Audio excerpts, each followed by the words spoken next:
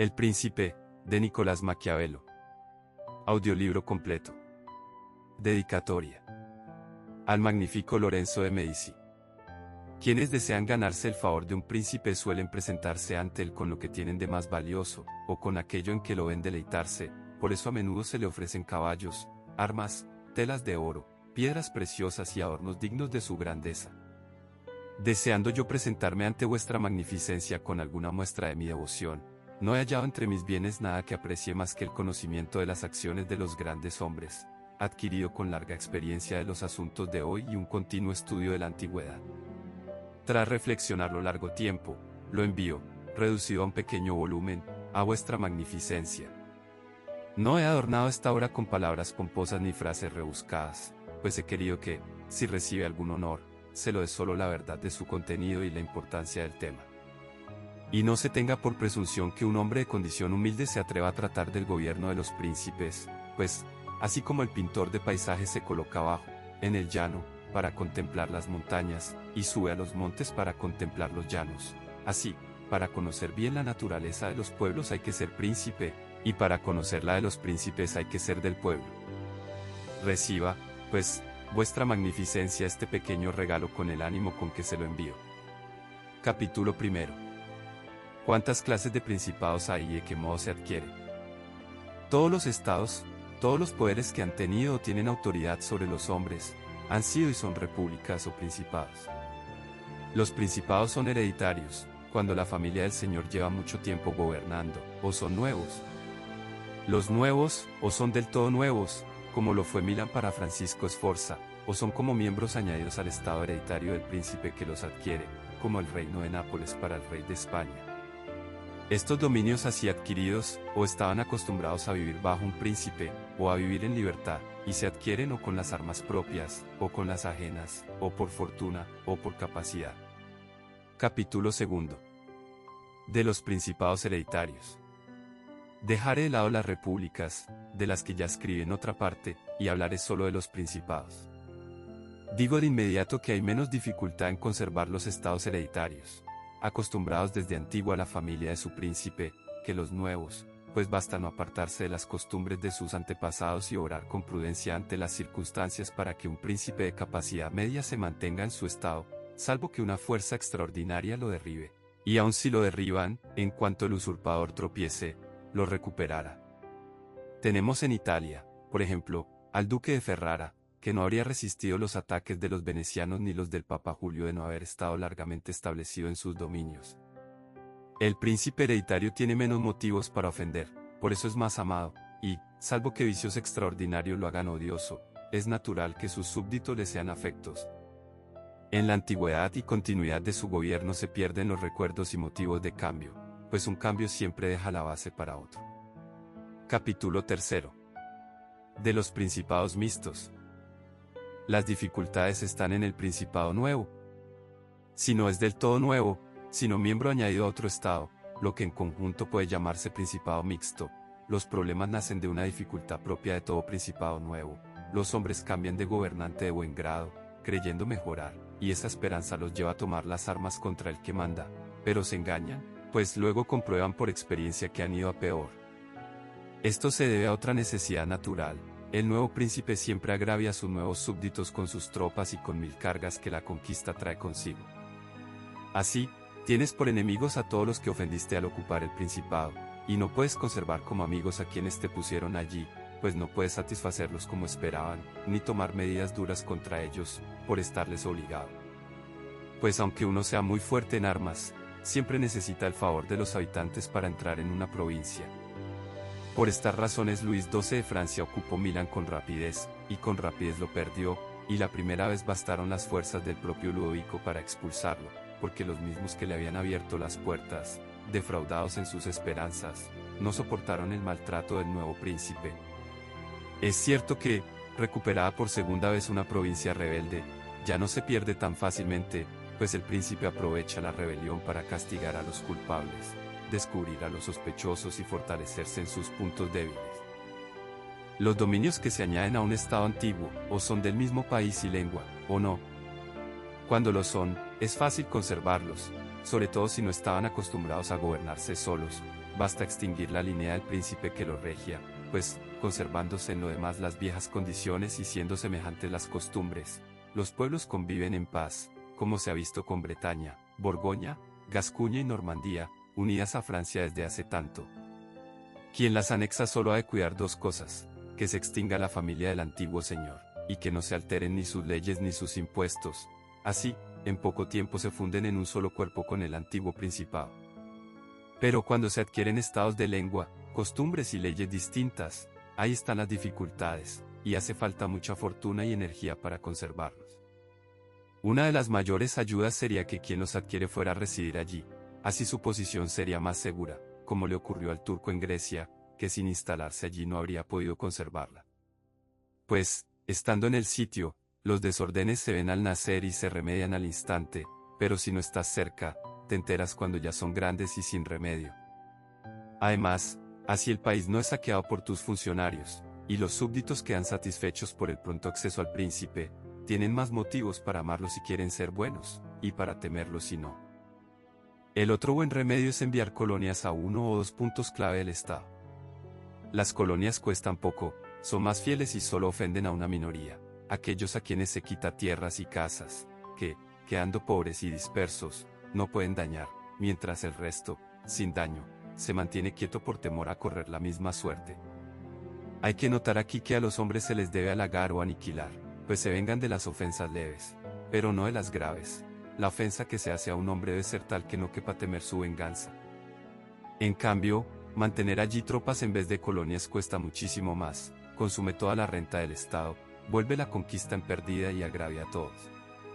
Además, el príncipe que gobierna un país distinto debe hacerse cabeza y defensor de los vecinos más débiles, debilitar a los poderosos y cuidar que ningún extranjero tan fuerte como él ponga pie allí, pues siempre lo introducirán los descontentos por ambición o por miedo.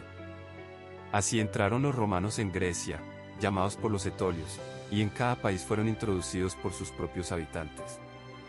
En cuanto un extranjero poderoso entra, los estados menores se le unen por odio al poder dominante, solo ha de cuidar que no ganen demasiado poder, y con sus fuerzas y el favor de aquellos dominará fácilmente a los fuertes para quedar como dueño del país. Los romanos observaron bien estas reglas, enviaron colonias, mantuvieron amistad con los menores sin aumentar su fuerza, humillaron a los grandes y no dejaron que ningún poder extranjero ganara autoridad. En Grecia humillaron a Macedonia, expulsaron a Antíoco, y nunca permitieron crecer a los aqueos ni a los etolios. Pues hacían lo que todo príncipe prudente debe hacer, atender no solo a los problemas presentes, sino también a los futuros, y prevenirlos con energía, porque, previstos a tiempo, se remedian fácil, pero si esperas a que lleguen, ya no hay medicina, como en la fiebre, que al principio es fácil de curar y difícil de diagnosticar, y con el tiempo, fácil de diagnosticar y difícil de curar. Por eso los romanos, previendo los males, los atajaban de inmediato, y no los dejaban crecer ni para evitar una guerra, sabiendo que la guerra no se evita, solo se aplaza en ventaja del enemigo. Por eso quisieron luchar contra Filipo y Antíoco en Grecia, para no tener que hacerlo en Italia. No les agradaba el dicho que hoy repiten los sabios: gocemos de los beneficios del tiempo, sino que confiaban en su propio valor y prudencia, pues el tiempo lo arrastra todo y puede traer tanto el bien como el mal. Volvamos a Francia y veamos si hizo algo de esto. El rey Luis fue llevado a Italia por la ambición de los venecianos, que querían ganar media Lombardia con su intervención. Tras adquirir Lombardia, recobró la autoridad que Carlos había perdido. Génova cedió, los florentinos se hicieron sus amigos, y casi todos los señores de Italia buscaron su amistad. Pudo entonces mantener fácilmente su posición si hubiera observado las reglas dichas y protegido a sus amigos, débiles y tímidos. Pero apenas estuvo en Milán hizo lo contrario. Ayudó al Papa Alejandro a ocupar la Romaña, sin advertir que así se debilitaba, perdía amigos y engrandecía a la Iglesia, añadiendo a su poder espiritual gran poder temporal. Cometido este primer error, se vio forzado a seguir. Y no contento con eso, por desear el reino de Nápoles, lo dividió con el rey de España, metiendo un socio donde él era árbitro, para que los ambiciosos y descontentos tuvieran donde refugiarse. El deseo de conquistar es natural y común, y cuando los hombres pueden hacerlo, se los alaba, pero querer hacerlo cuando no se puede, por cualquier medio, es necedad digna de censura. Así, Luis cometió 5 errores: destruyó a los poderes menores, Aumentó la fuerza de un poder grande en Italia, metió en ella a un extranjero poderoso, no fue a residir allí y no envió colonias.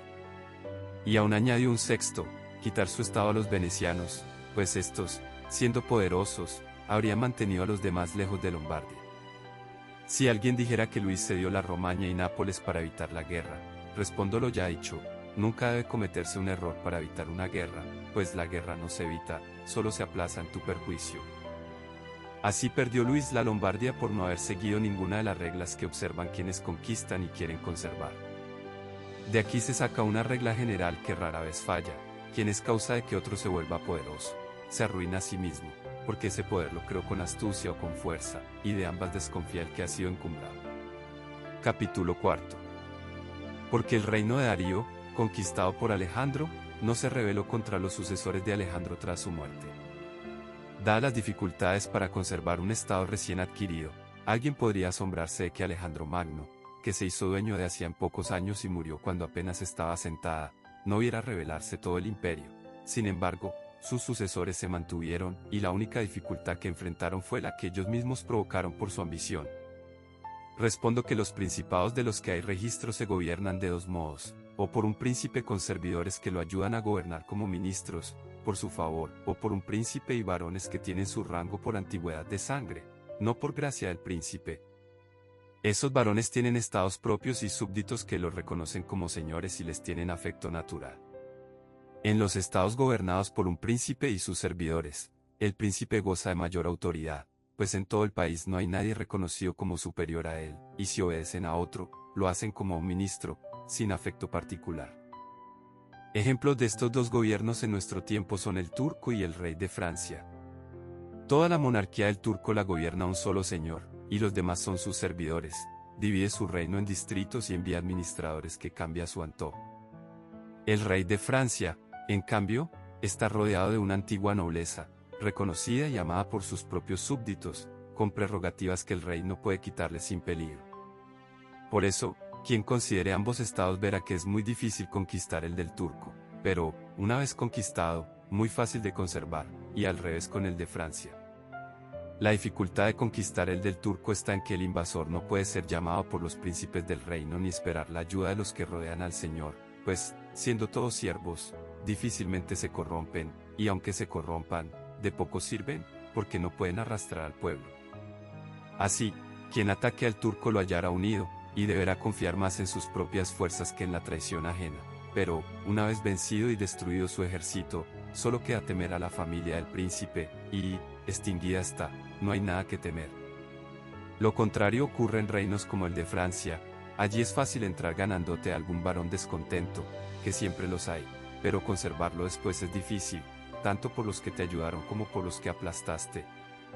No basta con exterminar la familia del príncipe, pues quedan los señores que encabezan nuevas revueltas, y al no poder ni satisfacerlos ni exterminarlos a todos, pierdes ese estado en cuanto llega la ocasión.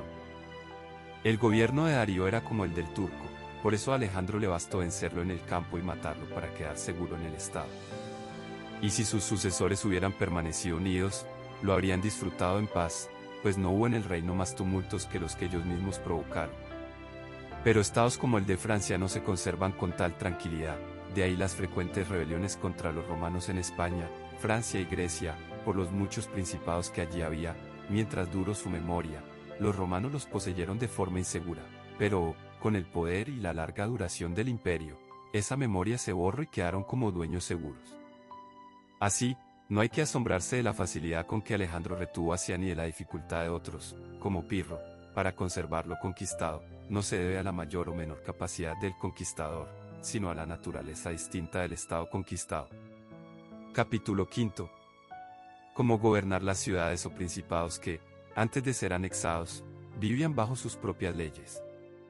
Cuando los estados adquiridos estaban acostumbrados a vivir bajo sus propias leyes y en libertad, hay tres maneras de conservarlos. La primera, arruinarlos; la segunda, ir a residir allí en persona; la tercera, dejarlos vivir con sus leyes, cobrándoles un tributo y estableciendo dentro un gobierno de unos pocos que te los mantenga afectos. Pues tal gobierno, creado por el príncipe, sabe que no puede sostenerse sin su amistad y hace todo por apoyarlo. Así, quien quiera conservar una ciudad acostumbrada a la libertad la retendrá más fácilmente por medio de sus propios ciudadanos que de cualquier otro modo. Por ejemplo, los espartanos y los romanos. Los espartanos retuvieron Atenas y Tebas estableciendo un gobierno de pocos, y aún así las perdieron. Los romanos, para conservar Capua, Cartago y Numancia, las destruyeron, y no las perdieron. Quisieron conservar Grecia como los espartanos, dejándola libre con sus leyes, y no lo lograron, de modo que tuvieron que arrasar muchas ciudades para retenerla, pues en verdad no hay modo seguro de conservar tales ciudades sino destruyéndolas. Quien se hace dueño de una ciudad acostumbrada a la libertad y no la destruye, que espere ser destruido por ella, pues siempre tendrá como bandera de rebelión la libertad y sus antiguas leyes, que ni el tiempo ni los favores le harán olvidar. Hagas lo que hagas, si no los desunes o dispersas, no olvidan ese nombre ni sus privilegios, y a la menor ocasión recurren a ellos, como Pisa tras 100 años de sometimiento a los florentinos. Pero cuando las ciudades están acostumbradas a vivir bajo un príncipe y se extingue su familia, al estar habituadas a obedecer y carecer ya del viejo señor, no logran ponerse de acuerdo para elegir uno entre ellas ni saben gobernarse, por eso tardan en tomar las armas, y un príncipe puede ganarlas y asegurarlas con facilidad. En cambio, en las repúblicas hay más vida, más odio y más deseo de venganza, y el recuerdo de su antigua libertad no las deja en paz, de modo que lo más seguro es destruirlas o residir en ellas. Capítulo 6. De los principados nuevos que se adquieren con las armas y la capacidad propias.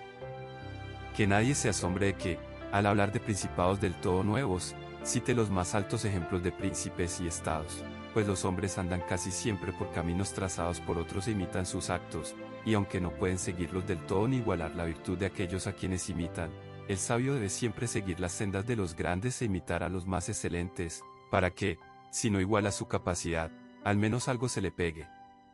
Haga como los arqueros hábiles que, viendo muy lejos el blanco y conociendo el alcance de su arco, apuntan mucho más alto, no para llegar con la flecha a esa altura, sino para, con ayuda de tan alta mira, alcanzar el blanco. Digo, pues, que en los principados del todo nuevos cuesta más o menos conservarlos según la mayor o menor capacidad del que los adquiere. Y como llegar a príncipe desde una condición privada supone capacidad o fortuna, una u otra mitigan en parte muchas dificultades, aunque el que menos depende de la fortuna se afianza mejor. Ayuda también que el príncipe, al no tener otro estado, se vea obligado a residir allí. Viniendo a los que llegaron a príncipes por su propia capacidad y no por fortuna, digo que Moisés, Ciro, Rómulo, Teseo y semejantes son los ejemplos más excelentes. Examinando sus vidas, se ve que no debieron a la fortuna más que la ocasión, que les dio la materia para moldearla a su gusto. Sin esa ocasión su capacidad se habría apagado, y sin esa capacidad la ocasión habría sido en vano. Fue necesario que Moisés hallara a Israel esclavo en Egipto para que lo siguieran, que Rómulo no cupiera en Alba y fuera abandonado al nacer, que Ciro hallara a los persas descontentos de los medos, y a los medos ablandados por la paz, que Teseo encontrara a los atenienses dispersos. Esas ocasiones los hicieron afortunados, y su gran capacidad les permitió reconocerlas. Los que así llegan a príncipes por su valor adquieren el principado con dificultad, pero lo conservan con facilidad. Las dificultades nacen en parte de las nuevas leyes y modos que se ven forzados a introducir para fundar su gobierno.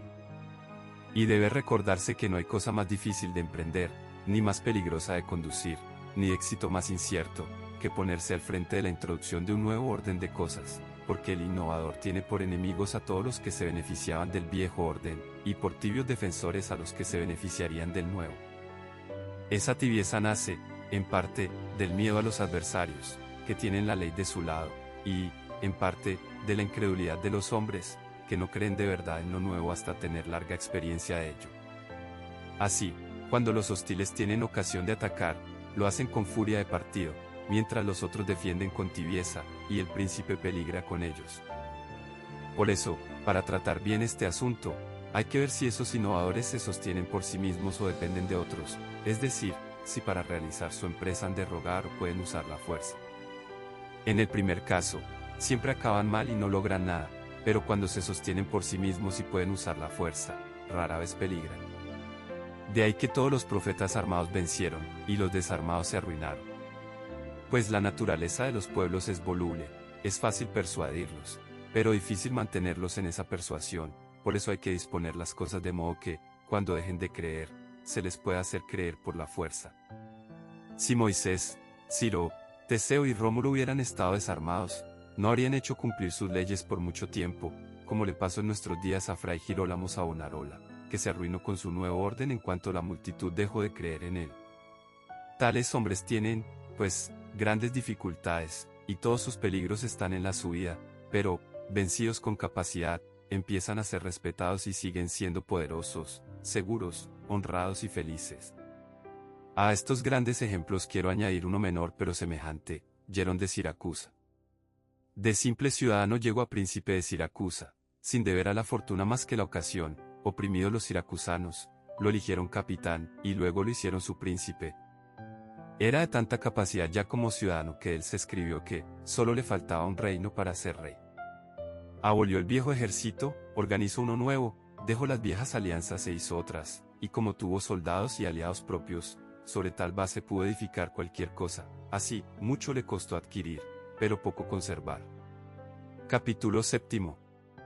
De los principados nuevos que se adquieren con armas ajenas o por fortuna.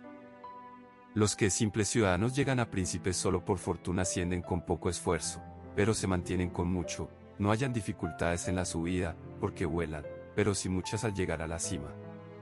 Son aquellos a quienes se da un estado por dinero o por favor de quien lo concede, como muchos en Grecia, a quienes Darío hizo príncipes para que le guardaran las ciudades, o como ciertos emperadores que, por corrupción de los soldados, de ciudadanos llegaron al imperio.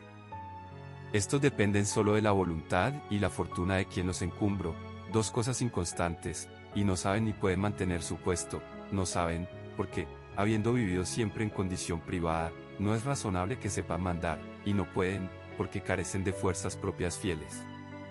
Además, los estados que surgen de repente, como todo lo que nace y crece rápido, no echan raíces firmes, y la primera tormenta los derriba, salvo que esos príncipes repentinos tengan tanta capacidad que sepan prepararse al instante para conservar lo que la fortuna les echó en el regazo, y poner después los cimientos que otros ponen antes. Sobre estos dos modos de llegar a príncipe, por capacidad o por fortuna, quiero dar dos ejemplos recientes, Francisco Sforza y César Borgia. Francisco, por medios propios y con gran capacidad, de simple ciudadano llegó a duque de Milán, y lo que adquirió con mil afanes lo conservó con poco esfuerzo. César Borgia, llamado por el pueblo duque Valentino, adquirió su estado con la fortuna de su padre y con ella lo perdió, pese a haber hecho todo lo que un hombre sabio y capaz debe hacer para arraigar en los estados que las armas y la fortuna de otro le dieron. Pues quien no pone primero los cimientos podrá ponerlos después con gran capacidad, pero con trabajo para el arquitecto y peligro para el edificio. Si se consideran todos los pasos del duque, se verá que puso sólidos cimientos para su poder futuro, y no me parece superfluo comentarlos, pues no sé qué mejores preceptos dará un príncipe nuevo que el ejemplo de sus actos, y si sus disposiciones no bastaron, no fue culpa suya, sino de la extraordinaria malignidad de la fortuna. Alejandro I, queriendo engrandecer al duque, su hijo, tenía muchas dificultades. No veía cómo hacerlo señor de un estado que no fuera de la iglesia, y si robaba a la iglesia, sabía que el duque de Milán y los venecianos no lo consentirían. Veía además las armas de Italia en manos que temían el engrandecimiento del Papa, los Orsini, los Colonna y sus seguidores. Había, pues, que trastornar ese orden y enredar a las potencias para apoderarse con seguridad de parte de sus estados. Le fue fácil, porque los venecianos, por otras razones, querían traer a los franceses a Italia, y él no solo no se opuso, sino que lo facilitó disolviendo el matrimonio del rey Luis. Así entró el rey en Italia con ayuda de los venecianos y consentimiento de Alejandro, y apenas estuvo en Milán, el Papa obtuvo de él tropas para la empresa de la Romaña, que se le rindió por la reputación del rey. Adquirida la Romaña y vencido los Colonna, el duque, queriendo conservar y avanzar, se vio estorbado por dos cosas: sus tropas no le parecían leales, las de los Orsini, y la voluntad de Francia. Temía que los Orsini no solo le impidieran ganar más, sino que le quitaran lo ganado, y que el rey hiciera lo mismo. Por eso decidió no depender más de las armas ni la suerte ajenas. Primero debilitó a los partidos Orsini y Colonna en Roma, ganándose a sus seguidores nobles, haciéndolos sus hombres con buena paga y cargos, de modo que en pocos meses toda su lealtad se volvió hacia él. Luego esperó la ocasión de aplastar a los Orsini, y la usó bien. Estos, Viendo al fin que el engrandecimiento del duque era su ruina, se reunieron en la Magione, de ahí nacieron la rebelión de Urbino y los tumultos de la Romaña, que el duque venció con ayuda de los franceses. Recobrada su autoridad, para no arriesgarla fiándose de Francia ni de otros, recurrió al engaño. Supo ocultar también su ánimo que, por mediación del señor Pagolo, a quien colmo de regalos, los Orsini se reconciliaron, y su ingenuidad los puso en sus manos en Sinigalia. Exterminados los cabecillas y vueltos amigos sus partidarios, el duque puso buenos cimientos a su poder, con toda la Romaña y el ducado de Urbino, ganándose además al pueblo, que empezaba a gozar de bienestar. Y como este punto es digno de imitarse, no quiero omitirlo. Al ocupar la Romaña, el duque la halló gobernada por señores débiles que más saqueaban que regían a sus súbditos, llena de robos y violencias. Para devolverle la paz y la obediencia, la puso bajo Messer Ramiro de Orco, hombre rápido y cruel, al que dio plenos poderes. En poco tiempo, restableció el orden con gran éxito. Después el duque, juzgando peligroso dejar tanta autoridad y temiendo volverse odioso, instaló un tribunal civil con un excelente presidente. Y como sabía que el rigor pasado le había traído odio, para limpiar su imagen y ganarse del todo al pueblo, quiso mostrar que, si hubo crueldad, no nació de él, sino de la dureza del ministro. Con ese pretexto, una mañana hizo ejecutar a Ramiro y lo dejó expuesto en la plaza de Cesena, con un madero y un cuchillo ensangrentado al lado. La ferocidad de aquel espectáculo dejó al pueblo a la vez satisfecho y atónito. Volviendo a lo nuestro, el duque, ya bastante poderoso y armado a su modo, habiendo aplastado en buena parte las fuerzas vecinas que podían dañarlo, tenía que cuidarse de Francia, pues sabía que el rey, tarde consciente de su error, ya no lo apoyaría. En cuanto al futuro, temía ante todo que un nuevo papa no le fuera amigo y quisiera quitarle lo que Alejandro le había dado, así que decidió actuar en 4 frentes, exterminar a las familias de los señores que había despojado, para quitarle ese pretexto al papa, ganarse a todos los nobles de Roma para frenar al papa, controlar el colegio cardenalicio, y adquirir tanto poder antes de que muriera Alejandro como para resistir por sí mismo el primer golpe. De estas 4 cosas, al morir Alejandro había logrado 3, y planeaba hacerse dueño de Toscana. Pero Alejandro murió 5 años después de haber empezado, dejando al duque con solo la Romaña consolidada, lo demás en el aire, entre 2 ejércitos enemigos poderosos, y enfermo de muerte. Aún así, tales eran su audacia y capacidad, y tan firmes los cimientos que en tan poco tiempo había puesto, que de no haber tenido esos ejércitos encima o de haber estado sano, habría superado todo. Sus cimientos eran buenos, la Romaña lo esperó más de un mes, y en Roma, medio muerto, se mantuvo seguro. El día en que se eligió a Julio II, el duque me dijo que había previsto todo lo que podía ocurrir a la muerte de su padre, y hallado remedio para todo, salvo que nunca imaginó que, al morir aquel, él mismo estaría a punto de morir. Recordando todos sus actos, no sé cómo culparlo, más bien me parece que debo proponerlo como modelo a todos los que por fortuna o armas ajenas llegan al poder. Pues quien crea necesario, en su nuevo principado, asegurarse de los enemigos, ganar amigos, vencer por fuerza o por engaño, hacerse amar y temer del pueblo, ser seguido y respetado por los soldados, exterminar a quienes pueden dañarlo, renovar el viejo orden, ser severo y grato, magnánimo y liberal, disolver el ejército desleal y crear uno nuevo, y mantener la amistad de reyes y príncipes de modo que lo ayuden de buen grado y lo ofendan con cautela, no hallará ejemplo más vivo que los actos de este hombre. Solo se le puede culpar de la elección de Julio II, en que eligió mal, no pudiendo nombrar papa a su gusto, pudo al menos impedir que se eligiera a otro, y nunca debió consentir el papado de un cardenal al que había agraviado que tuviera motivos para temerlo. Pues los hombres dañan por miedo o por odio. El duque había agraviado, entre otros, al cardenal que sería Julio II, y creyó, engañándose, que los nuevos favores hacen olvidar a los grandes las viejas ofensas. Quien cree eso se equivoca. Por eso el duque erró en su elección, y fue la causa de su ruina final. Capítulo 8. De los que llegan al principado por la maldad. Como un hombre puede llegar a príncipe desde una condición privada de 2 modos que no se atribuyen del todo ni a la fortuna ni al genio, no debo callarlos. Son, cuando se asciende al principado por vías malvadas y criminales, o cuando un ciudadano privado llega a príncipe de su patria por el favor de sus conciudadanos. Del primer modo daré 2 ejemplos, uno antiguo y otro moderno, sin entrar en más. Agatocles el siciliano llegó a rey de Siracusa no solo desde una condición privada, sino baja y abyecta. Hijo de un alfarero, llevó siempre una vida infame, pero acompañó sus infamias con tal vigor de mente y cuerpo que, dedicado a la milicia, ascendió hasta pretor de Siracusa. Resuelto a hacerse príncipe y a tomar por la fuerza, sin deberlo a nadie, lo que se le había concedido, se entendió con Amílcar el cartaginés. Una mañana reunió al pueblo y al senado de Siracusa como para tratar asuntos de la república, y a una señal sus soldados mataron a todos los senadores y a los ciudadanos más ricos. Muertos estos, ocupó y retuvo el principado sin disturbios. Y aunque los cartagineses lo derrotaron 2 veces y lo sitiaron, no solo defendió su ciudad, sino que, dejando parte de sus hombres en la defensa, atacó con el resto África, y obligó a los cartagineses a pactar y dejarle Sicilia. Quien considere los actos de este hombre verá poco que atribuir a la fortuna, pues llegó a lo alto no por favor de nadie, sino paso a paso en la milicia, entre 1000 peligros.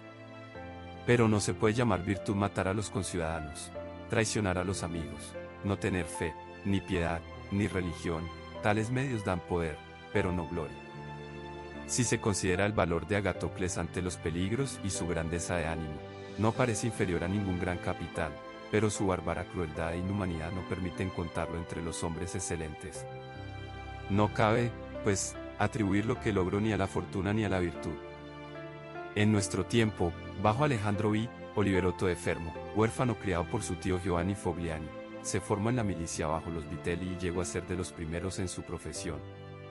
Pareciéndole poco servir a otros, resolvió apoderarse de Fermo con ayuda de algunos ciudadanos a quienes la esclavitud de su patria era más grata que su libertad. Escribió a su tío que deseaba visitarlo, y pidió ser recibido con honor, acompañado de 100 jinetes amigos. Giovanni lo recibió con todos los honores y lo alojó en su casa. Tras unos días, Oliverotto dio un solemne banquete e invitó a su tío y a los principales de Fermo. Terminado el festín, pasó con ellos a una cámara más privada, y apenas se sentaron, salieron soldados ocultos y mataron a Giovanni y a los demás. Luego, a caballo, recorrió la ciudad, sitió al magistrado en el palacio, y el pueblo, atemorizado, tuvo que obedecerlo y formar un gobierno del que se hizo príncipe. Mató a todos los descontentos que podían dañarlo y se fortaleció con nuevas leyes, de modo que en un año no solo estaba seguro enfermo, sino que se había vuelto temible a sus vecinos. Y derrocarlo habría sido tan difícil como Agatocles, si no se hubiera dejado engañar por César Borgia, que lo prendió con los Orsini y Vitelli en Sinigalia. Así, un año después de aquel parricidio, fue estrangulado junto a Vitelloso, su maestro en valor y maldad. Alguno se preguntará cómo Agatocles y sus semejantes, tras tantas traiciones y crueldades, pudieron vivir largo tiempo seguros en su patria, mientras otros, por la crueldad, no lograron mantener el estado ni en paz. Creo que esto depende de si las crueldades se usan bien o mal. Bien usadas, si de lo malo cabe hablar bien, son las que se hacen de un solo golpe, por necesidad de seguridad, y no se repiten, sino que se convierten en provecho de los súbditos. Mal usadas son las que, aun siendo pocas al principio, crecen con el tiempo en vez de disminuir. Quienes usan el primer modo pueden remediar su gobierno, los del segundo no logran mantenerse. De aquí se saca que, al tomar un estado, el usurpador debe calcular todas las ofensas que necesita hacer y hacerlas todas de un golpe, para no tener que repetirlas a diario. Así, sin inquietar a la gente, podrá luego tranquilizarla y ganarla con beneficios. Quien obra de otro modo, por timidez o mal consejo, ha de tener siempre el cuchillo en la mano, y nunca puede fiarse de sus súbditos, agraviados sin cesar. Las ofensas deben hacerse todas juntas, para que, saboreándose menos, ofendan menos, y los beneficios, poco a poco, para que su sabor dure más. Y, sobre todo, el príncipe debe vivir con su pueblo de modo que ningún suceso, bueno o malo, lo haga cambiar, pues si la necesidad llega en tiempos difíciles, ya es tarde para el rigor, y la blandura no te ayudará, porque se tendrá por forzada y nadie te lo agradecerá. Capítulo 9. Del Principado Civil. Cuando un ciudadano principal llega príncipe de su patria, no por maldad ni violencia intolerable, sino por el favor de sus conciudadanos, esto puede llamarse principado civil, y para alcanzarlo no hace falta tanto genio ni fortuna, sino una afortunada astucia. Tal principado se obtiene por el favor del pueblo o por el de los nobles. Pues en toda ciudad hay estos dos partidos, El pueblo no quiere ser mandado ni oprimido por los nobles, y los nobles quieren mandar y oprimir al pueblo, y de estos dos deseos opuestos nace uno de tres resultados: principado, libertad o anarquía. El principado lo crea el pueblo o los nobles, según quien tenga la ocasión. Los nobles, viendo que no pueden resistir al pueblo, encumbran a uno de los suyos y lo hacen príncipe para, a su sombra, dar rienda a su ambición. El pueblo, viendo que no puede resistir a los nobles, encumbra a uno de los suyos y lo hace príncipe para que su autoridad lo defienda. Quien llega al poder con ayuda de los nobles se mantiene con más dificultad que quien llega con ayuda del pueblo, pues se ve rodeado de muchos que se creen sus iguales y a quienes no puede mandar a su gusto. Pero quien llega por favor popular se halla solo, sin nadie alrededor, o casi, que no esté dispuesto a obedecer. Además, a los nobles no se les puede satisfacer sin agraviar a otros, pero al pueblo sí, pues su fin es más justo. Los nobles quieren oprimir, y el pueblo solo no ser oprimido. Y un príncipe nunca puede asegurarse contra un pueblo hostil, por ser muchos, pero sí contra los nobles, por ser pocos. Lo peor que puede esperar de un pueblo hostil es ser abandonado, de los nobles hostiles, no solo abandono, sino que se alcen contra él, pues, más astutos y previsores, siempre se adelantan a salvarse y a ganarse el favor del que creen que vencerá. Además, el príncipe ha de vivir siempre con el mismo pueblo, pero puede prescindir de los mismos nobles, pudiendo hacerlos y deshacerlos a diario. Los nobles deben mirarse, sobre todo, de dos maneras: o se conducen ligando su suerte por entero a la tuya, o no. A los que se ligan y no son rapaces, hay que honrarlos y amarlos. A los que no se ligan, hay dos casos: si es por pusilanimidad y falta de valor, úsalos, sobre todo a los de buen consejo, pues en la prosperidad te honran y en la adversidad no los temes, pero si no se ligan por ambición propia, es señal de que piensan más en sí que en ti, y el príncipe debe guardarse de ellos y temerlos como a enemigos declarados, pues en la adversidad ayudarán a arruinarlo. Por tanto, quien llega a príncipe por favor del pueblo debe conservarlo amigo, lo cual es fácil, pues solo pide no ser oprimido. Pero quien llega por favor de los nobles, contra el pueblo, debe ante todo ganarse al pueblo, tomándolo bajo su protección, pues los hombres, cuando reciben bien de quien esperaban mal, se ligan más a su benefactor, y el pueblo se le vuelve más devoto que si lo hubiera encumbrado él mismo. El príncipe puede ganarse al pueblo de muchos modos, que varían según el caso, por lo que no doy reglas fijas, pero repito, es necesario que el príncipe tenga al pueblo de su parte, o no tendrá seguridad en la adversidad. Nabis, príncipe de los espartanos, resistió el ataque de toda Grecia y de un ejército romano victorioso, y defendió su patria y su gobierno, y para superar ese peligro solo necesitó asegurarse de unos pocos, lo que no habría bastado si el pueblo le hubiera sido hostil. Y no se objete el trillado refrán de que, quien edifica sobre el pueblo, edifica sobre el barro, pues eso es cierto cuando un ciudadano privado confía en que el pueblo lo librará al verse oprimido por enemigos o magistrados, como les pasó a los gracos en Roma, pero un príncipe que sepa mandar, valeroso, que no se acobarde en la adversidad y que con su energía mantenga animado a todo el pueblo, no se verá defraudado por él, y habrá puesto bien sus cimientos. Estos principados peligran al pasar del orden civil al absoluto, pues tales príncipes gobiernan por sí mismos o por medio de magistrados. En el segundo caso su gobierno es más débil, pues depende de la voluntad de esos ciudadanos elevados a la magistratura, que en tiempos difíciles pueden derribar el gobierno con facilidad. En medio de los tumultos, el príncipe no puede ejercer autoridad absoluta, porque los ciudadanos, acostumbrados a obedecer a los magistrados, no están dispuestos a obedecerlo a él, y en tiempos dudosos siempre escasean los hombres de fiar. Pues tal príncipe no puede confiar en lo que ve en tiempos tranquilos, cuando todo lo necesitan y todos prometen morir por él estando la muerte lejos, pero en tiempos difíciles, cuando el Estado necesita a los ciudadanos, haya muy pocos. Por eso el príncipe sabio debe procurar que sus ciudadanos, en toda circunstancia, necesiten del Estado y de él, así siempre los hallará fieles. Capítulo 10. ¿Cómo medir las fuerzas de todos los principados?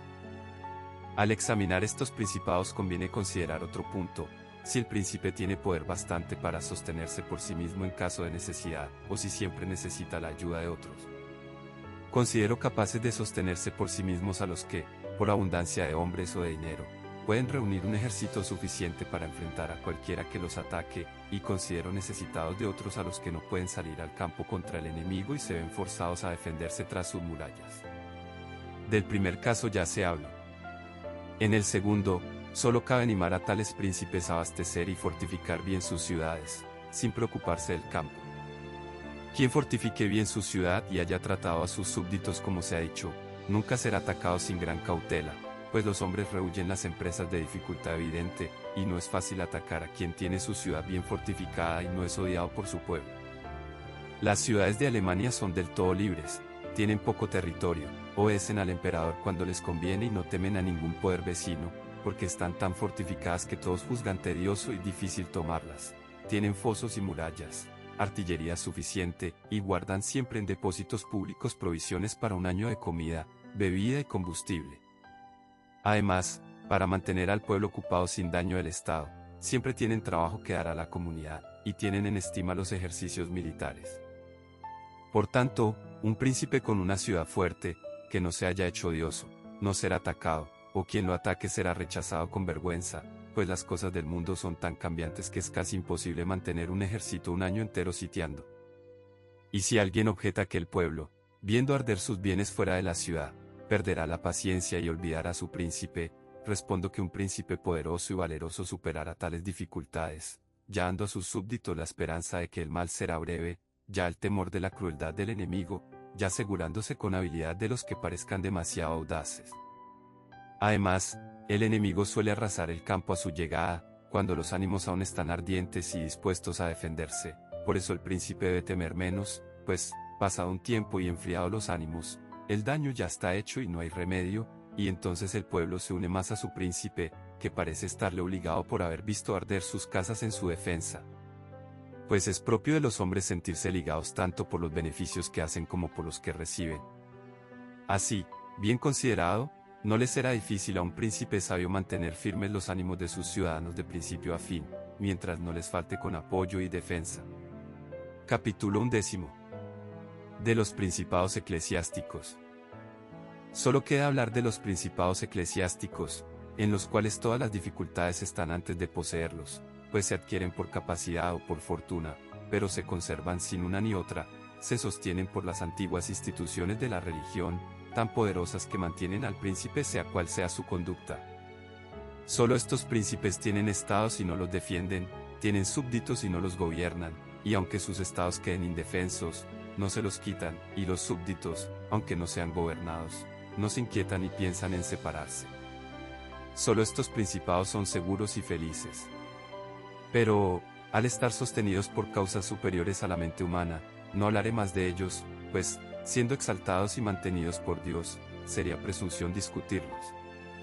Sin embargo, si alguien me preguntara cómo la Iglesia ha alcanzado tanto poder temporal, cuando antes los potentados de Italia lo estimaban en poco y ahora hasta un rey de Francia tiembla ante ella, no me parece superfluo recordar. Antes de que Carlos de Francia pasara a Italia, este país estaba bajo el dominio del Papa, los venecianos, el rey de Nápoles, el duque de Milán y los florentinos. Estos potentados tenían dos preocupaciones, que ningún extranjero entrara armado en Italia, y que ninguno de ellos ganara más territorio. Los más vigilados eran el Papa y los venecianos. Para frenar al Papa se servían de los varones de Roma, divididos en dos facciones, Orsini y Colonna, que, armados ante los ojos del pontífice, mantenían débil al papado. Y aunque a veces surgía un papa valeroso, como Sixto, ni la fortuna ni la sabiduría lo libraban de esos estorbos. Además, la corta vida de los papas era causa de debilidad, pues en los 10 años de vida media de un papa apenas podía batir a una facción. Después vino Alejandro I, que mostró, como ningún otro, cuánto puede un papa con dinero y armas, por medio del duque Valentino y aprovechando la entrada de los franceses, logró todo lo que ya conté. Y aunque su intención no era engrandecer a la Iglesia, sino a su hijo, lo que hizo redundó en grandeza de la Iglesia, que tras su muerte y la ruina del duque heredó todos sus esfuerzos. Luego vino el Papa Julio, que halló a la Iglesia fuerte, dueña de toda la Romaña, con los varones de Roma reducidos a la impotencia y las facciones aniquiladas por los castigos de Alejandro. Julio no solo siguió ese camino, sino que lo mejoró, quiso ganar Bolonia, arruinar a los venecianos y expulsar a los franceses de Italia, y todo le salió bien, con tanto más mérito cuanto que lo hizo para engrandecer a la Iglesia y no a un particular. Mantuvo a raya a los Orsini y Colonna, y, sobre todo, no les permitió tener cardenales propios, que son la causa de los desórdenes entre ellos, pues cuando esas facciones tienen cardenales, no se están quietas, ya que los cardenales fomentan los bandos dentro y fuera de Roma. Por estas razones el Papa León halló el pontificado poderosísimo, y es de esperar que, si otros lo engrandecieron con las armas, él lo haga aún mayor y más venerado con su bondad y demás virtudes. Capítulo 12. ¿Cuántas clases de tropas hay, y de los mercenarios? Tras tratar las clases de principados, me queda hablar de los medios de ataque y defensa de cada uno. Hemos visto cuán necesario es que el príncipe tenga bien puestos sus cimientos. Los principales cimientos de todo Estado son las buenas leyes y las buenas armas. Y como no puede haber buenas leyes donde no hay buenas armas, y donde hay buenas armas suele haber buenas leyes, dejaré las leyes y hablaré las armas. Las armas con que un príncipe defiende su Estado son propias, mercenarias, auxiliares o mixtas. Las mercenarias y auxiliares son inútiles y peligrosas.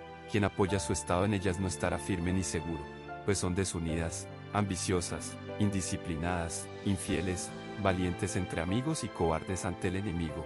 No temen a Dios ni guardan fe a los hombres, y solo difieren tu ruina mientras se difiere el ataque. En la paz te roban ellas, y en la guerra, el enemigo. La razón es que no tienen más motivo para combatir que su escaso sueldo, que no basta para hacerlos morir por ti.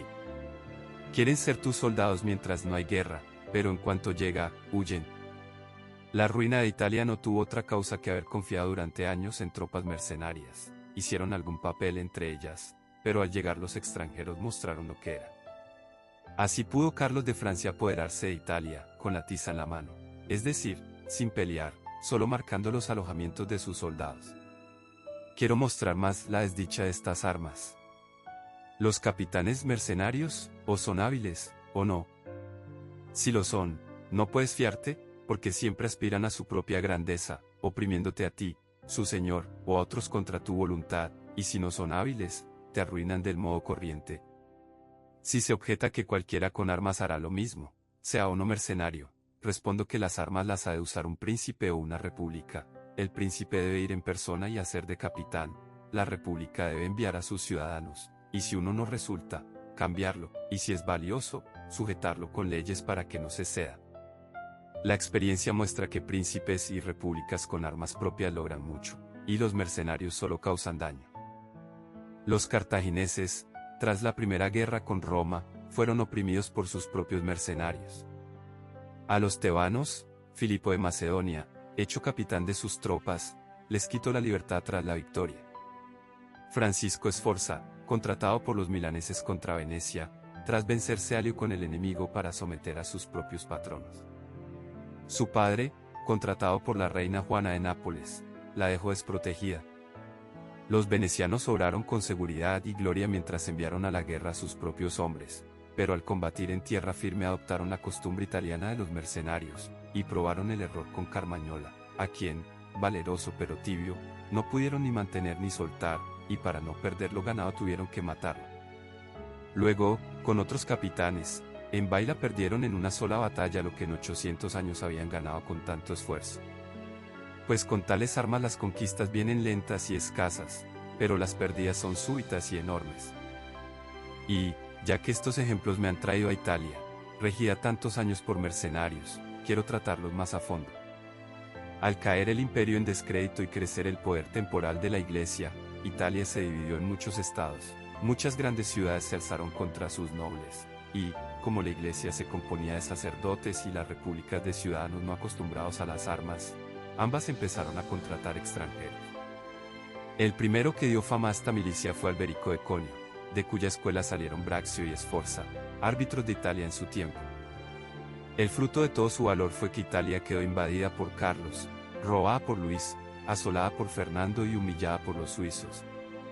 Su principio fue rebajar el crédito de la infantería para realzar el suyo, pues, viviendo de su paga y sin territorio, no podían mantener muchos soldados. Así, en un ejército de 20.000 apenas había 2.000 de a pie. Además, usaron toda artimaña para evitarse fatigas y peligros. No mataban en combate, sino que tomaban prisioneros y los liberaban sin rescate, no atacaban de noche ni hacían campaña en invierno. Todo esto, permitido por sus reglas, llevó a Italia a la esclavitud y al desprecio. Capítulo 13. De las tropas auxiliares, mixtas y propias. Las tropas auxiliares, la otra arma inútil, son las de un príncipe poderoso al que llamas en tu ayuda, como hizo el Papa Julio, que, tras la mala prueba de sus mercenarios en la empresa de Ferrara, recurrió a Fernando de España, pidiéndole hombres y armas. Estas armas pueden ser buenas en sí, pero para quien las llama son siempre dañinas. Si pierdes, quedas deshecho, y si ganas, quedas prisionero de ellas. Julio, al querer Ferrara, se puso del todo en manos del extranjero, pero su buena suerte le evitó el fruto de su imprudencia, pues, derrotados sus auxiliares en Rávena, se alzaron los suizos y expulsaron a los vencedores, de modo que no quedó prisionero ni de los enemigos, que huyeron, ni de sus auxiliares, pues venció con otras armas. Los florentinos, sin armas propias, llevaron 10.000 franceses para tomar Pisa, y corrieron más peligro que nunca. El emperador de Constantinopla metió 10.000 turcos en Grecia, que al acabar la guerra no quisieron irse. Ese fue el principio de la servidumbre de Grecia ante los infieles. Use, pues, estas armas quien no quiera vencer, pues son más peligrosas que las mercenarias, con ellas la ruina está hecha, porque están unidas y obedecen a otro. El príncipe sabio siempre ha preferido perder con sus propias armas que vencer con las ajenas, no teniendo por verdadera victoria la lograda con armas de otros. No dejaré de citar a César Borgia, entró en la Romaña con auxiliares franceses y tomó Imola y Forli, pero, no fiándose de ellos, pasó a mercenarios, los Orsini y Vitelli, y al hallarlos dudosos y peligrosos, los destruyó y se quedó con sus propias tropas. Y se ve la diferencia en su reputación, nunca fue más estimado que cuando todos vieron que era dueño completo de sus propias fuerzas. También Llerón de Siracusa, hecho jefe del ejército, viendo inútil la milicia mercenaria, la hizo despedazar entera e hizo la guerra con los suyos. Y recordaré un ejemplo del Antiguo Testamento. David se ofreció a luchar contra Goliat, y Saúl, para animarlo, lo armó con sus propias armas, pero David las rechazó en cuanto las tuvo encima, diciendo que con ellas no podía valerse, y que prefería enfrentar al enemigo con su honda y su cuchillo. En suma, las armas ajenas o se te caen de la espalda, o te pesan, o te atan. Carlos VII de Francia, que liberó su país de los ingleses, comprendió la necesidad de armas propias y creó ordenanzas de hombres de armas e infantería. Pero su hijo Luis XI abolió la infantería y empezó a contratar suizos, error que ha puesto en peligro al reino. Al realzar a los suizos, rebajó sus propias armas, de modo que los franceses ya no creen poder vencer sin ellos. Así sus ejércitos se han vuelto mixtos, en parte mercenarios y en parte nacionales, lo cual es mejor que solo mercenarios o solo auxiliares, pero muy inferior a las armas propias. Pero la escasa prudencia humana no ve el veneno oculto en lo que al principio parece bueno, como dije la fiebre. Por eso, quien gobierna y no reconoce los males hasta que ya están encima, no es verdaderamente sabio. La primera ruina del Imperio Romano comenzó justo con el reclutamiento de los godos. Desde entonces decayó su vigor. Concluyo, pues, que ningún principado es seguro sin armas propias, al contrario, queda a merced de la fortuna, sin el valor que lo defienda en la adversidad. Siempre fue opinión de los sabios que nada hay tan inestable como la fama y el poder no fundados en la fuerza propia. Las armas propias son las compuestas por súbditos, ciudadanos o dependientes, las demás son mercenarias o auxiliares. Capítulo 14. De lo que concierne al príncipe en cuanto al arte de la guerra. El príncipe no debe tener otro objetivo ni otro estudio que la guerra, sus reglas y su disciplina, pues es el único arte propio de quien manda, y es de tal poder que no solo mantiene a los que nacen príncipes, sino que a menudo eleva a hombres de condición privada a ese rango. Y al revés, cuando los príncipes han pensado más en el ocio que en las armas, han perdido sus estados. La primera causa de perder un estado es descuidar este arte, y lo que permite conquistarlo es dominarlo. Francisco Sforza, por ser hombre de armas, de simple ciudadano llegó a duque de Milán, y sus hijos, por rehuir las fatigas de las armas, de duques volvieron a ser particulares. Pues entre los males que trae estar desarmado está el ser despreciado, una de las ignominias de que el príncipe debe guardarse, porque no hay proporción entre el armado y el desarmado, y no es razonable que el armado obedezca de buen grado al desarmado, ni que el desarmado esté seguro entre servidores armados. Por eso un príncipe que no entiende el arte de la guerra no puede ser respetado por sus soldados ni fiarse de ellos. Nunca debe, pues, apartar de su mente este tema, y en la paz debe ejercitarse en él aún más que en la guerra, de dos modos, con la acción y con el estudio. En cuanto a la acción, debe mantener a sus hombres bien organizados y entrenados, y dedicarse a la caza, con la que acostumbra el cuerpo a las fatigas y aprende la naturaleza del terreno, cómo se alzan los montes, cómo se abren los valles, cómo se extienden los llanos, y la naturaleza de ríos y pantanos. Este conocimiento es útil de dos maneras. Primero, conoce mejor su país y puede defenderlo.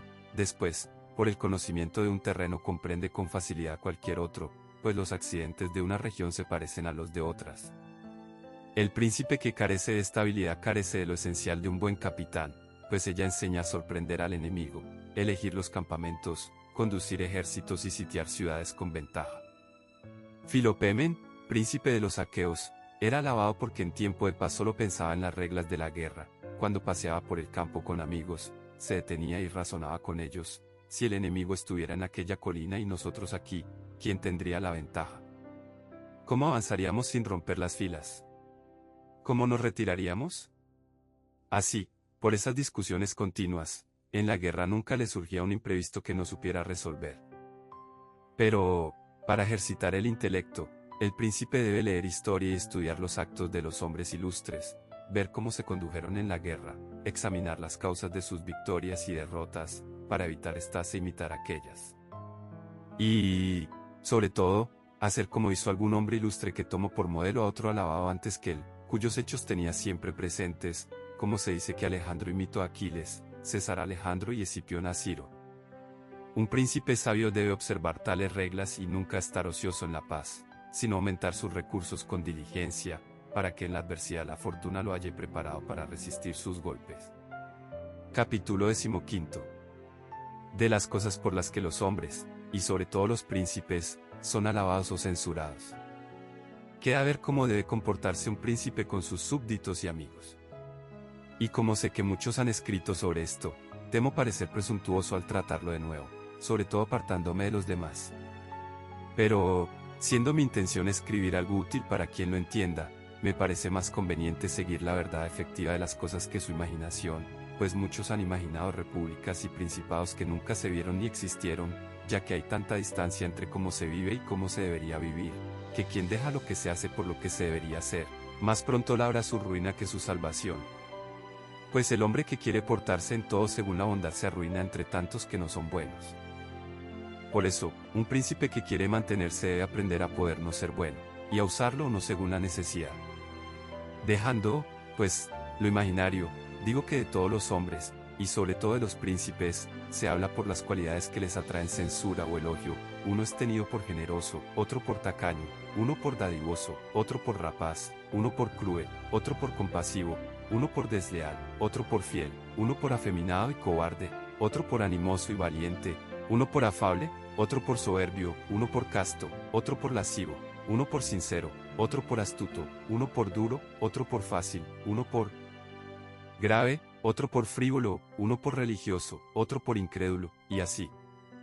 Sé que todos confesarán que sería muy loable que un príncipe tuviera todas las cualidades buenas, pero como no se pueden tener ni observar todas, por no permitirlo la condición humana, ha de ser bastante prudente para evitar la fama de los vicios que le harían perder el estado, y guardarse, si puede, de los que no se lo harían perder, pero si no puede, que se entregue a ellos con menos reparo. Y que no le inquiete incurrir en la mala fama de aquellos vicios sin los cuales difícilmente podría salvar el estado, porque, bien considerado todo, se hallará que algo que parece virtud, si lo sigue, sería su ruina, y algo que parece vicio, si lo sigue, le trae seguridad y prosperidad. Capítulo 16. De la liberalidad y la tacañería. Empezando por la primera de esas cualidades, digo que estaría bien ser tenido por liberal. Sin embargo, la liberalidad ejercida de modo que no te dé fama de tal, te perjudica, pues si la practicas con discreción, como debe ser, no se conoce, y no evitarás la fama de lo contrario. Por eso, quien quiera mantener entre los hombres el nombre de liberal ha de no escatimar ningún gasto suntuoso, y consumirá en ello todos sus bienes, viéndose forzado al fin, para conservar esa fama, a cargar de impuestos a su pueblo y a exprimirlo. Esto pronto lo hará odioso, y, empobrecido, será poco estimado. Así, con su liberalidad, habiendo ofendido a muchos y premiado a pocos, peligra al primer contratiempo. Y si quiere retroceder, cae enseguida en la fama de tacaño. Por tanto, no pudiendo el príncipe ejercer la liberalidad de modo reconocido sin daño suyo, el sabio no debe temer la fama de tacaño, pues con el tiempo será más estimado, al ver que con su economía le bastan sus rentas, puede defenderse de los ataques y emprender cosas sin gravar al pueblo. Así resulta liberal con todos aquellos a quienes no quita, que son innumerables, y tacaño con los pocos a quienes no da. En nuestro tiempo solo han hecho grandes cosas los tenidos por tacaños, los demás fracasaron. El Papa Julio II se sirvió de la fama de liberal para llegar al papado, pero luego no se cuidó de mantenerla, para poder hacer la guerra sin imponer tributos extraordinarios. El actual rey de España no habría emprendido ni vencido tanto si hubiera sido tenido por liberal. Un príncipe, pues, con tal de no robar a sus súbditos, poder defenderse y no volverse pobre ni rapaz, debe importarle poco la fama de tacaño, pues es uno de esos vicios que le permiten gobernar. Y si alguien dice que César llegó al poder por su liberalidad, y otros también, respondo, o ya eres príncipe, o estás en camino de serlo. En el primer caso, esa liberalidad es peligrosa, en el segundo, es muy necesario ser tenido por liberal. César quería llegar a lo alto en Roma, pero si, tras llegar, hubiera sobrevivido sin moderar sus gastos, habría arruinado su poder. Y si alguien replica que muchos príncipes han hecho grandes cosas con sus ejércitos siendo tenidos por muy liberales, respondo, el príncipe gasta lo suyo, lo de sus súbditos, o lo ajeno. Con lo suyo debe ser parco, pero con lo ajeno, el botín de la guerra, debe ser generoso, o no lo seguirán los soldados. De lo que no es tuyo ni de tus súbditos puedes ser dadivoso, como Ciro, César y Alejandro, pues gastar lo ajeno no quita reputación, sino que la añade, solo gastar lo propio te daña. Nada se consume tan rápido como la liberalidad. Al ejercerla, pierdes el poder de ejercerla, y te vuelves pobre y despreciado, o, por evitar la pobreza, rapaz y odiado. Y el príncipe debe guardarse, sobre todo, de ser despreciado y odiado, y la liberalidad lleva a ambas cosas. Por eso es más sabio tener fama de tacaño, que trae censura sin odio, que, por buscar fama de liberal, caer en fama de rapaz, que trae censura con odio. Capítulo 17. De la crueldad y la clemencia, y si es mejor ser amado que temido. Pasando a las otras cualidades, digo que todo príncipe debe desear ser tenido por clemente y no por cruel, pero debe cuidar de no usar mal esa clemencia. César Borgia era tenido por cruel, sin embargo, su crueldad pacificó la Romaña, la unificó y le devolvió el orden y la lealtad. Bien mirado, fue mucho más clemente que el pueblo florentino, que, por evitar la fama de cruel, dejó destruir Pistoia. Así, un príncipe, con tal de mantener unidos y leales a sus súbditos, no debe inquietarse por la fama de cruel, pues con unos pocos castigos será más clemente que aquellos que, por demasiada piedad, dejan crecer los desórdenes, de los que nacen muertes y robos. Estos dañan a todo el pueblo, mientras que las ejecuciones del príncipe solo ofenden a un individuo. Y el príncipe nuevo, sobre todo, no puede evitar la fama de cruel, por estar los estados nuevos llenos de peligros. Por eso Virgilio, por boca de Dido, excusa la dureza de su reinado por ser nuevo. La dura situación y la novedad del reino me obligan a tales medidas y a guardar mis fronteras. Aún así, el príncipe debe ser lento en creer y en obrar, no asustarse, y proceder con prudencia y humanidad, de modo que ni el exceso de confianza lo vuelve incauto ni el exceso de desconfianza, intolerable. De aquí surge la pregunta, ¿es mejor ser amado o temido? Se responde que lo ideal sería ambas cosas, pero, como es difícil unirlas, es mucho más seguro ser temido que amado, si hay que renunciar a una.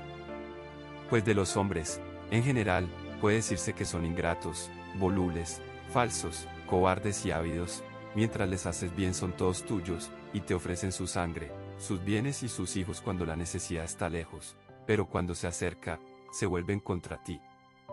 Y el príncipe que se fió solo de sus promesas, sin otras precauciones, se arruina, pues las amistades compradas, y no ganadas por grandeza de ánimo, se merecen pero no se aseguran, y en la necesidad fallan.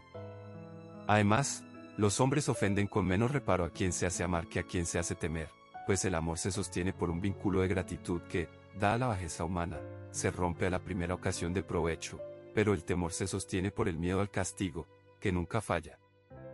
Aún así, el príncipe debe inspirar temor de modo que, si no logra el amor, al menos evite el odio, pues bien puede ser temido sin ser odiado, y lo logrará absteniéndose de los bienes de sus súbditos y de sus mujeres.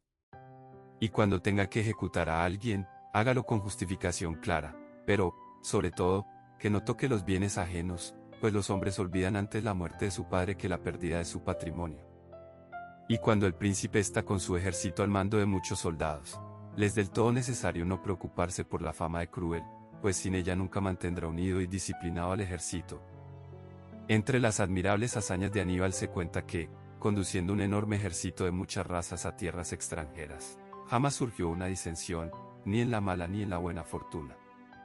Ello se debió a su inhumana crueldad que, unida a su gran valor, lo hizo venerado y temible ante sus soldados. Sin esa crueldad, sus demás virtudes no habrían bastado. En cambio, a Escipión, varón excelentísimo, se le rebeló el ejército en España por su excesiva indulgencia, que dio a los soldados más licencia de la debida, por ello fue censurado en el Senado como corruptor de la milicia romana. Volviendo al ser temido o amado, como los hombres aman según su propia voluntad, pero temen según la del príncipe, el príncipe sabio debe fundarse en lo que depende de él y no de otros, solo debe esforzarse por evitar el odio. Capítulo 18. De cómo los príncipes deben guardar la palabra. Todos saben cuán loable es que un príncipe cumpla su palabra y viva con integridad y sin engaño. Sin embargo, la experiencia muestra que los príncipes que han hecho grandes cosas tuvieron en poco la palabra dada, y supieron enredar con astucia la mente de los hombres, y al final vencieron a los que se fiaron de su lealtad. Has de saber que hay dos modos de combatir, con las leyes y con la fuerza. El primero es propio del hombre, el segundo, de las bestias. Pero como el primero no suele bastar, hay que recurrir al segundo. Por eso el príncipe debe saber usar bien tanto al hombre como a la bestia. Esto se enseñó a los príncipes de forma velada cuando se contó que Aquiles y otro fueron criados por el centauro Quirón, mitad hombre y mitad bestia. El príncipe debe saber usar ambas naturalezas, pues una sin la otra no dura. Debiendo, pues, el príncipe usar la bestia, ha de elegir a la zorra y al león, porque el león no se defiende de las trampas, ni la zorra de los lobos. Hay que ser zorra para conocer las trampas y león para espantar a los lobos. Los que solo saben ser león no entienden nada. Por eso un señor sabio no puede ni debe guardar su palabra cuando ello se vuelve contra él y ya no existen las razones que lo movieron a dar. Si todos los hombres fueran buenos, este precepto no valdría, pero, como son malos y no te guardarían la fe, tampoco tú estás obligado a guardársela. Y nunca le faltarán al príncipe razones legítimas para disfrazar su falta. De esto se podrían dar infinitos ejemplos modernos, mostrando cuántos tratados se han roto por la infidelidad de los príncipes, y el que mejor supo hacer de zorra, mejor le fue. Pero hay que saber disfrazar bien esta condición, y ser gran fingidor y disimulador, y los hombres son tan simples, y tan dominados por la necesidad del momento, que quien engaña siempre haya quien se deje engañar. Alejandro no hizo otra cosa que engañar a los hombres, no pensó en otra cosa, y siempre halló a quien engañar. Jamás hubo hombre que afirmara las cosas con más juramentos y las cumpliera menos, y, sin embargo, sus engaños siempre le salieron a su gusto, porque conocía bien este lado de los hombres. No es, pues, necesario que un príncipe tenga todas las buenas cualidades, pero sí es muy necesario que parezca tenerlas. Más aún, tenerlas y observarlas siempre es dañino, pero aparentar tenerlas es útil. Conviene parecer clemente, fiel, humano, íntegro y religioso, y serlo, pero con el ánimo dispuesto, si es necesario, a poder cambiar a lo contrario. Y hay que entender que un príncipe, sobre todo uno nuevo, no puede observar todas las cosas por las que los hombres son tenidos por buenos, pues a menudo, para conservar el Estado, se ve forzado a obrar contra la fe, la caridad, la humanidad y la religión. Por eso debe tener un ánimo dispuesto a girar según los vientos de la fortuna, sin apartarse del bien si puede, pero sabiendo entrar en el mal cuando es forzoso. El príncipe debe, pues, cuidar que de su boca no salga nada que no rebose esas 5 cualidades, y parecer, a quien lo ve y oye, todo clemencia, fe, humanidad, integridad y religión. Y nada hay tan necesario como aparentar esta última, pues los hombres juzgan más por los ojos que por las manos. Todos pueden verte, pocos tocarte. Todos ven lo que pareces, pocos saben lo que eres, y esos pocos no se atreven a oponerse a la opinión de la mayoría, respaldada por la majestad del Estado. En los actos de los hombres, y sobre todo de los príncipes, donde no hay tribunal a quien apelar, se juzga por el resultado. Procure, pues, El príncipe vencer y conservar el Estado. Los medios siempre se juzgarán honrosos y serán alabados por todos, porque el vulgo se deja llevar por las apariencias y por el éxito, y en el mundo no hay más que vulgo. Cierto príncipe de nuestros días, a quien no conviene nombrar, no predica más que paz y buena fe, y es enemigo acérrimo de ambas, pero si las hubiera observado, más de una vez habría perdido reputación y reino. Capítulo 19. De cómo evitar el desprecio y el odio. Tras hablar de las cualidades más importantes, trataré las demás bajo esta regla general. El príncipe debe evitar todo lo que lo haga odioso o despreciable. Logrado eso, habrá cumplido su parte y no temerá otros reproches. Lo hace odioso, sobre todo, ser rapaz y atentar contra los bienes y las mujeres de sus súbditos, de ambas cosas debe abstenerse. Cuando no se toca ni su hacienda ni su honra, la mayoría vive contenta, y solo queda lidiar con la ambición de unos pocos, fácil de frenar. Lo hace despreciable ser tenido por voluble, frívolo, afeminado, pusilánime o irresoluto. De esto debe guardarse como de un escollo, y procurar que en sus actos se reconozca grandeza, valor, gravedad y fortaleza, y que sus decisiones sean irrevocables, manteniendo tal reputación que nadie sueñe con engañarlo. El príncipe que da esa imagen de sí es muy estimado, y contra el estimado difícilmente se conspira, pues conspirar está lleno de dificultades infinitas. El mejor remedio contra las conjuras es no ser odiado por el pueblo, pues el que conspira siempre cree complacer al pueblo con la muerte del príncipe, pero si ve que con ello lo ofenderá, no se atreve. El conspirador, además, no puede actuar solo, ha de buscar cómplices entre los descontentos, y en cuanto descubres tu plan a un descontento, le das con qué contentarse, pues delatándote gana todo. De un lado del conspirador solo hay miedo, recelo y temor del castigo, del lado del príncipe, la majestad del Estado, las leyes y los amigos que lo defienden. Si a esto se añade el favor popular, es imposible que alguien sea tan temerario que conspire. Un ejemplo, Aníbal Bentivoglio, príncipe de Bolonia, fue asesinado por los Caneschi, pero el pueblo, que amaba su casa, se alzó enseguida y mató a todos los conjurados, y hasta trajo de Florencia a un Bentivoglio criado como hijo de un herrero para que gobernara. Por eso, el príncipe estimado por su pueblo debe temer poco las conjuras, pero si el pueblo le es hostil, debe temerlo todo. Entre los reinos bien ordenados de hoy está Francia, con muchas buenas instituciones de las que depende la libertad del rey. La primera, el parlamento y su autoridad. Su fundador, conociendo la ambición de los nobles y el odio del pueblo contra ellos, quiso poner un freno a los nobles sin que el rey cargara con el reproche. Por eso instituyó un tribunal árbitro que abatiera a los grandes y favoreciera a los pequeños sin reproche para el rey. De aquí una regla importante: el príncipe debe dejar a otros los asuntos odiosos y reservárselos de gracia. Y debe estimar a los nobles sin hacerse odiar por el pueblo. A algunos, examinando la vida y muerte de los emperadores romanos, les parecerá que muchos son ejemplo contra mi opinión, pues vivieron noblemente y aún así perdieron el imperio o fueron asesinados por los suyos. Para responder, recordar el carácter de algunos emperadores, de Marco el filósofo a Maximino, Marco, su hijo Cómodo, Pertinax, Juliano, Severo y su hijo Antonino Caracalla, Macrino, Heliogábalo, Alejandro y Maximino. Hay que notar que, mientras en otros principados solo hay que lidiar con la ambición de los nobles y la insolencia del pueblo, los emperadores romanos tenían una tercera dificultad: soportar la crueldad y avaricia de sus soldados. Era difícil contentar a la vez a soldados y pueblo. El pueblo amaba la paz y al príncipe moderado. Los soldados, al príncipe belicoso, cruel y rapaz, que ejerciera esas cualidades sobre el pueblo para que ellos cobraran más y dieran rienda a su codicia. Por eso, los emperadores sin gran autoridad propia solían caer, y muchos, por no poder evitar el odio de todos, optaban por no ser odiados por los más poderosos, es decir, contentaban a los soldados a una costa del pueblo. Así, Marco, Pertinax y Alejandro, todos de vida moderada, amantes de la justicia, enemigos de la crueldad y humanos, tuvieron mal fin, salvo Marco. Este vivió y murió honrado porque heredó el trono y no debía nada ni a soldados ni a pueblo, y, lleno de virtudes, mantuvo a ambos en sus sitios sin ser odiado ni despreciado.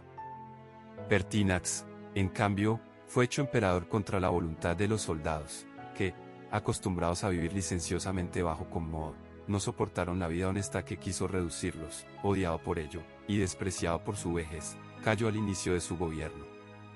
Nótese que el odio se gana tanto por las obras buenas como por las malas. el príncipe que necesita un cuerpo corrupto, sea pueblo, soldados o nobles, para mantenerse, debe seguir su humor, y entonces las buenas obras le dañan.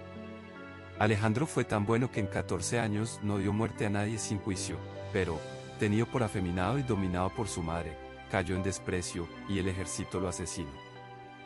Del lado opuesto, Cómodo, Severo, Caracalla y Maximino fueron crueles y rapaces, que para contentar a los soldados no dudaron en oprimir al pueblo, y todos, salvo Severo, acabaron mal.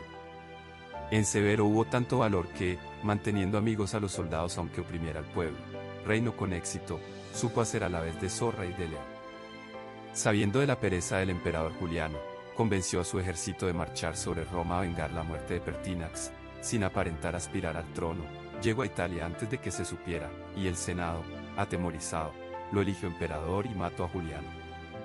Luego, para dominar todo el imperio, tenía dos rivales, Níger en Asia y Albino en Occidente. Como era peligroso declararse enemigo de ambos, decidió atacar a Níger y engañar a Albino. Le escribió que quería compartir con él la dignidad imperial y le envió el título de César. Pero, vencido y muerto Níger, acusó a Albino ante el Senado de ingratitud y traición, lo buscó en Francia y le quitó el gobierno y la vida. Quien examine sus actos lo hallará león valerosísimo y zorra astutísima, temido y respetado por todos y no odiado por el ejército. Por eso, siendo hombre nuevo, pudo sostener también el imperio, pues su gran fama lo protegió del odio que su violencia podía haber provocado. Su hijo Caracalla también tenía cualidades excelentes que lo hacían admirable al pueblo y grato a los soldados, pues era belicoso y sufrido, pero su ferocidad y crueldad fueron tan inauditas, pues mató a gran parte del pueblo de Roma y a todo el de Alejandría, que se hizo odiar por el mundo entero y temer hasta por los suyos, y un centurión lo asesinó en medio de su ejército. Nótese que estas muertes, fruto de un ánimo resuelto y desesperado, no puede evitarlas el príncipe, pues cualquiera que no tema morir puede darlas, pero son raras, y basta con no agraviar gravemente a los que lo sirven de cerca. Caracalla no lo cuidó, había matado afrentosamente al hermano de aquel centurión y lo amenazaba a diario, pero lo mantenía en su guardia, lo cual lo perdió. Cómodo, hijo de Marco, tenía fácil conservar el imperio por herencia, bastándole seguir los pasos de su padre, pero, cruel y brutal por naturaleza, se entregó a halagar y corromper a los soldados para saciar su rapacidad sobre el pueblo, y, perdiendo su dignidad al bajar a la arena a luchar con gladiadores, cayó en desprecio, odiado por unos y despreciado por otros. Fue asesinado en una conjura. Queda Maximino, hombre muy belicoso, a quien el ejército eligió por hastío de la blandura de Alejandro. Pero no duró mucho, pues dos cosas lo hicieron odioso y despreciable: haber sido pastor de ovejas en Tracia, tenido por gran indignidad, y haber tardado en ir a Roma a tomar posesión del trono, además de su fama de crueldad por las muchas atrocidades de sus prefectos. Se rebelaron África, el Senado y toda Italia, y al fin su propio ejército, que, sitiando Aquileia con dificultad y harto de sus crueldades, lo asesinó. No trataré de Heliogábalo, Macrino ni Juliano, que, del todo despreciables, fueron barridos al instante. Concluyo, en nuestros tiempos los príncipes tienen mucho menos esta dificultad de contentar en exceso a los soldados, pues no hay ejércitos veteranos arraigados en el gobierno de provincias como los romanos, y si entonces será más necesario contentar a los soldados que al pueblo, hoy a todos los príncipes, salvo al turco y al sultán, les conviene más contentar al pueblo, que es el más poderoso. Quien lo considere verá que a aquellos emperadores los arruinó el odio o el desprecio. Y un príncipe nuevo no debe imitar a Marco, Queredo, ni le hace falta imitar del todo a Severo, sino tomar de Severo lo necesario para fundar su estado y de Marco lo glorioso para conservar un estado ya estable. Capítulo 20. ¿Son útiles o dañinas las fortalezas y otras cosas a las que recurren los príncipes?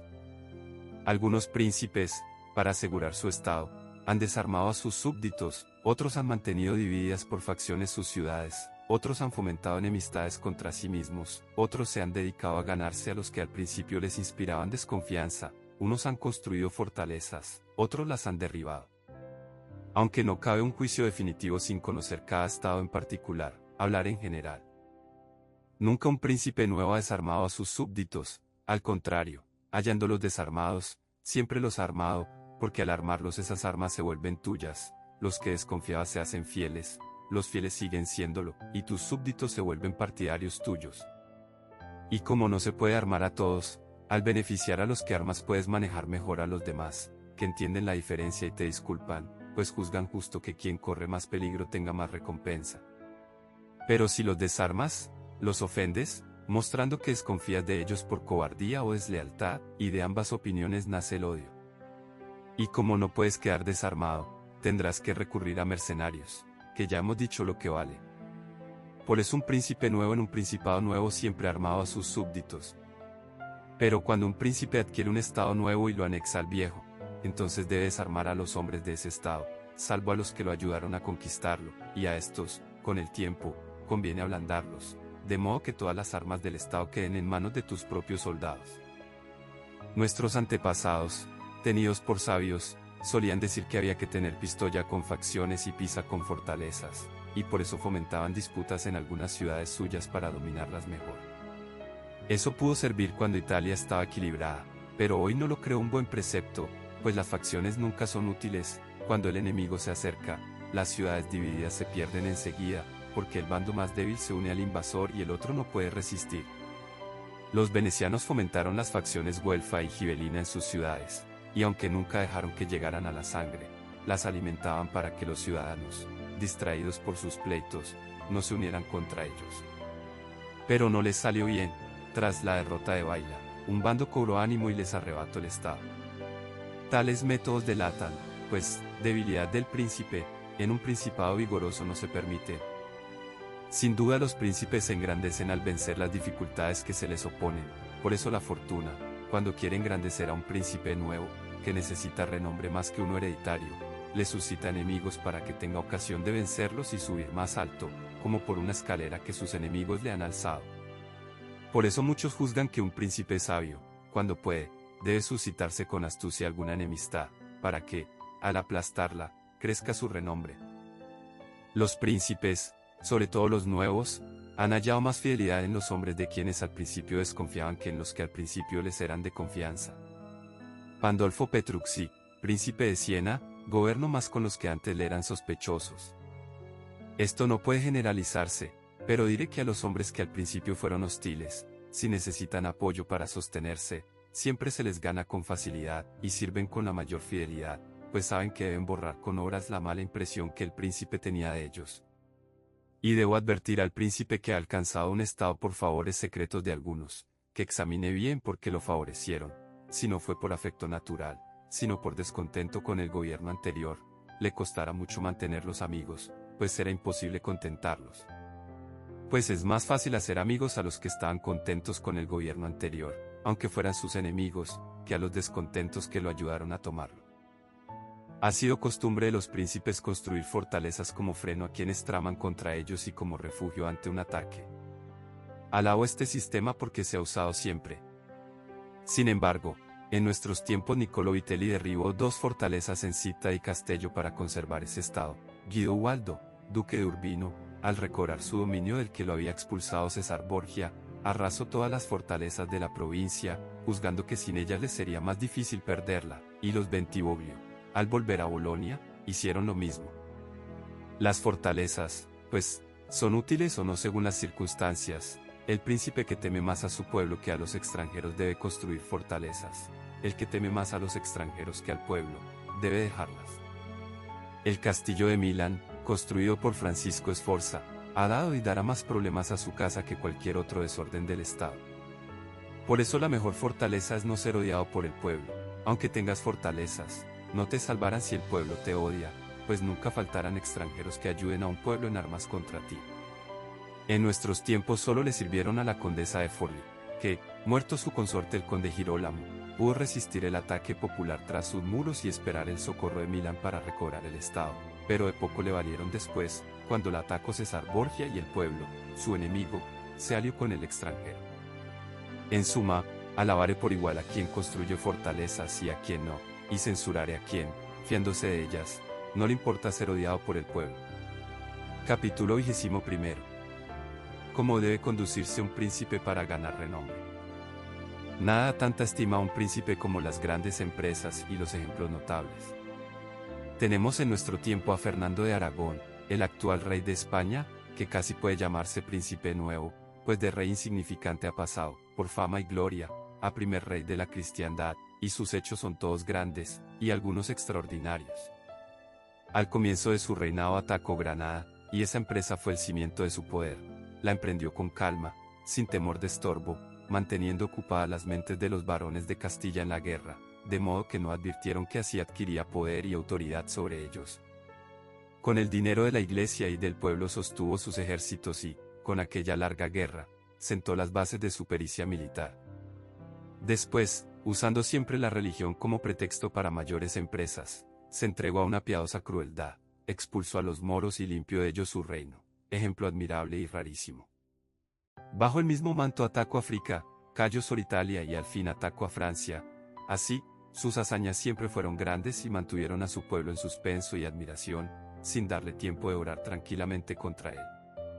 Ayuda también al príncipe a dar ejemplos notables en los asuntos internos, como se cuenta de Bernabó de Milán, que, cuando alguien hacía en la vida civil algo extraordinario, bueno o malo, lo premiaba o castigaba de un modo que daba mucho que hablar. Y el príncipe debe, sobre todo, procurar en cada acto ganarse fama de hombre grande y de talento excepcional. Un príncipe también es respetado cuando es verdadero amigo o franco enemigo, es decir, cuando se declara sin reservas a favor de uno contra otro. Esto siempre conviene más que la neutralidad. Pues si dos vecinos poderosos tuyos llegan a las manos, o temes al vencedor o no. En cualquier caso, te conviene más declararte y hacer la guerra con energía, porque, si no te declaras, serás presa del vencedor, para gusto del vencido, y no tendrás a quien apelar ni quien te ampare. El que vence no quiere amigos dudosos que no lo ayudaron en el trance, y el que pierde no te acoge, porque no quisiste, armas en mano, correr su suerte. Antíoco, llamado a Grecia por los etolios para expulsar a los romanos, envió embajadores a los aqueos, amigos de Roma, exhortándolos a la neutralidad. Los romanos, en cambio, los instaban a tomar las armas. En el consejo de los aqueos, el legado romano respondió: en cuanto a eso de que os conviene no meteros en nuestra guerra, nada más erróneo, pues, sin mérito ni gratitud, quedaréis de premio para el vencedor. Así, siempre el que no es tu amigo te pedirá neutralidad, y el que es tu amigo te pedirá que te declares con las armas. Los príncipes irresolutos, por evitar peligros presentes, suelen seguir el camino neutral, y suelen arruinarse. Pero si el príncipe se declara con valor a favor de uno, y ese vence, aunque quede a su merced, le está obligado y se crea un vínculo de amistad, y los hombres no son tan desvergonzados como para oprimir a quien los ayuda. Además, las victorias nunca son tan completas que el vencedor no deba guardar algún miramiento, sobre todo a la justicia. Y si aquel con quien te aliaste pierde, te acogerá y te ayudará mientras pueda, y serás compañero de una fortuna que puede resurgir. Cuando los que combaten son tales que no te inquieta quien venza, más prudente es aún aliarte, pues ayudas a la ruina de uno con la ayuda de otro que, de ser sabio, lo habría salvado, y al vencer, queda a tu discreción. Aquí hay que notar que el príncipe debe cuidar de no aliarse jamás con uno más poderoso que él para atacar a otros, salvo por necesidad, porque, si vence, quedas a su discreción, y los príncipes deben evitar cuanto puedan quedar a discreción de otro. Los venecianos se aliaron con Francia contra el duque de Milán, alianza que pudieron evitar y que los arruinó. Pero cuando no se puede evitar, como les pasó a los florentinos cuando el Papa y España enviaron ejércitos a Lombardia, entonces el príncipe debe favorecer a uno de los bandos. Y que ningún gobierno crea que puede elegir caminos del todo seguros, más bien espere tomar caminos dudosos, pues en las cosas humanas nunca se evita un inconveniente sin caer en otro. La prudencia está en saber distinguir la naturaleza de los inconvenientes y elegir el mal menor. El príncipe debe también mostrarse el protector del talento y honrar a los que sobresalen en cualquier arte. Debe animar a sus ciudadanos a ejercer en paz sus oficios, en el comercio, la agricultura y todo lo demás, de modo que nadie deje mejorar sus bienes por miedo a que se los quiten, ni de abrir un negocio por temor a los impuestos. Al contrario, debe premiar a quien quiera hacer esas cosas y honrar de algún modo su ciudad. Además, debe entretener al pueblo con fiestas y espectáculos en las épocas oportunas del año, y, como toda ciudad está dividida en gremios o comunidades, debe tenerlos en estima, reunirse con ellos a veces y dar ejemplo de cortesía y generosidad, sin dejar nunca, eso sí, de mantener la majestad de su rango, que nada debe rebajar. Capítulo 22. De los ministros del príncipe. La elección de los ministros no es de poca importancia para un príncipe, y serán buenos o no según su discernimiento. La primera idea que uno se forma de la inteligencia de un príncipe es observando a los hombres que lo rodean. Cuando son capaces y fieles, puede tener celo por sabio, pues supo reconocerlos y mantenerlos fieles. Pero cuando no lo son, no cabe buena opinión de él, pues su primer error fue elegirlos. Nadie que conociera a Antonio de Benafro como ministro de Pandolfo Petrucci, príncipe de Siena, dejaría de juzgar a Pandolfo hombre habilísimo por tenerlo a su servicio. Pues hay tres clases de inteligencias, una que comprende por sí misma, otra que aprecia lo que otros comprenden, y otra que ni comprende por sí ni por lo que otros le muestran. La primera es excelente, la segunda buena, la tercera inútil.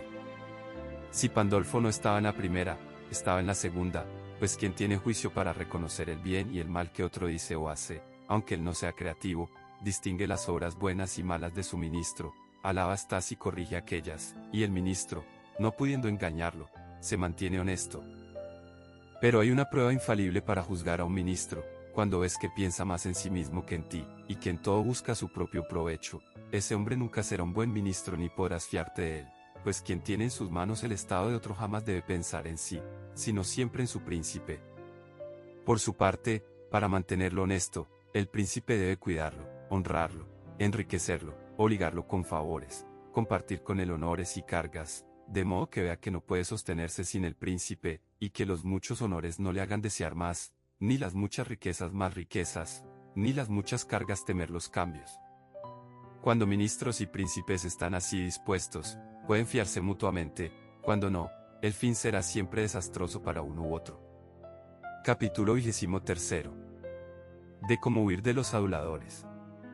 No quiero dejar un punto importante, un peligro del que los príncipes difícilmente se libran si no son muy prudentes. Es el de los aduladores, de los que están llenas las cortes, pues los hombres se complacen tanto en sus propias cosas, y se engañan tanto sobre ellas, que con dificultad se defienden de esta peste, y al intentar defenderse corren el riesgo de caer en el desprecio. Porque no hay otro modo de guardarse de los aduladores que hacer entender a los hombres que no te ofende decirte la verdad. Pero si todos pueden decírtela, se pierde el respeto.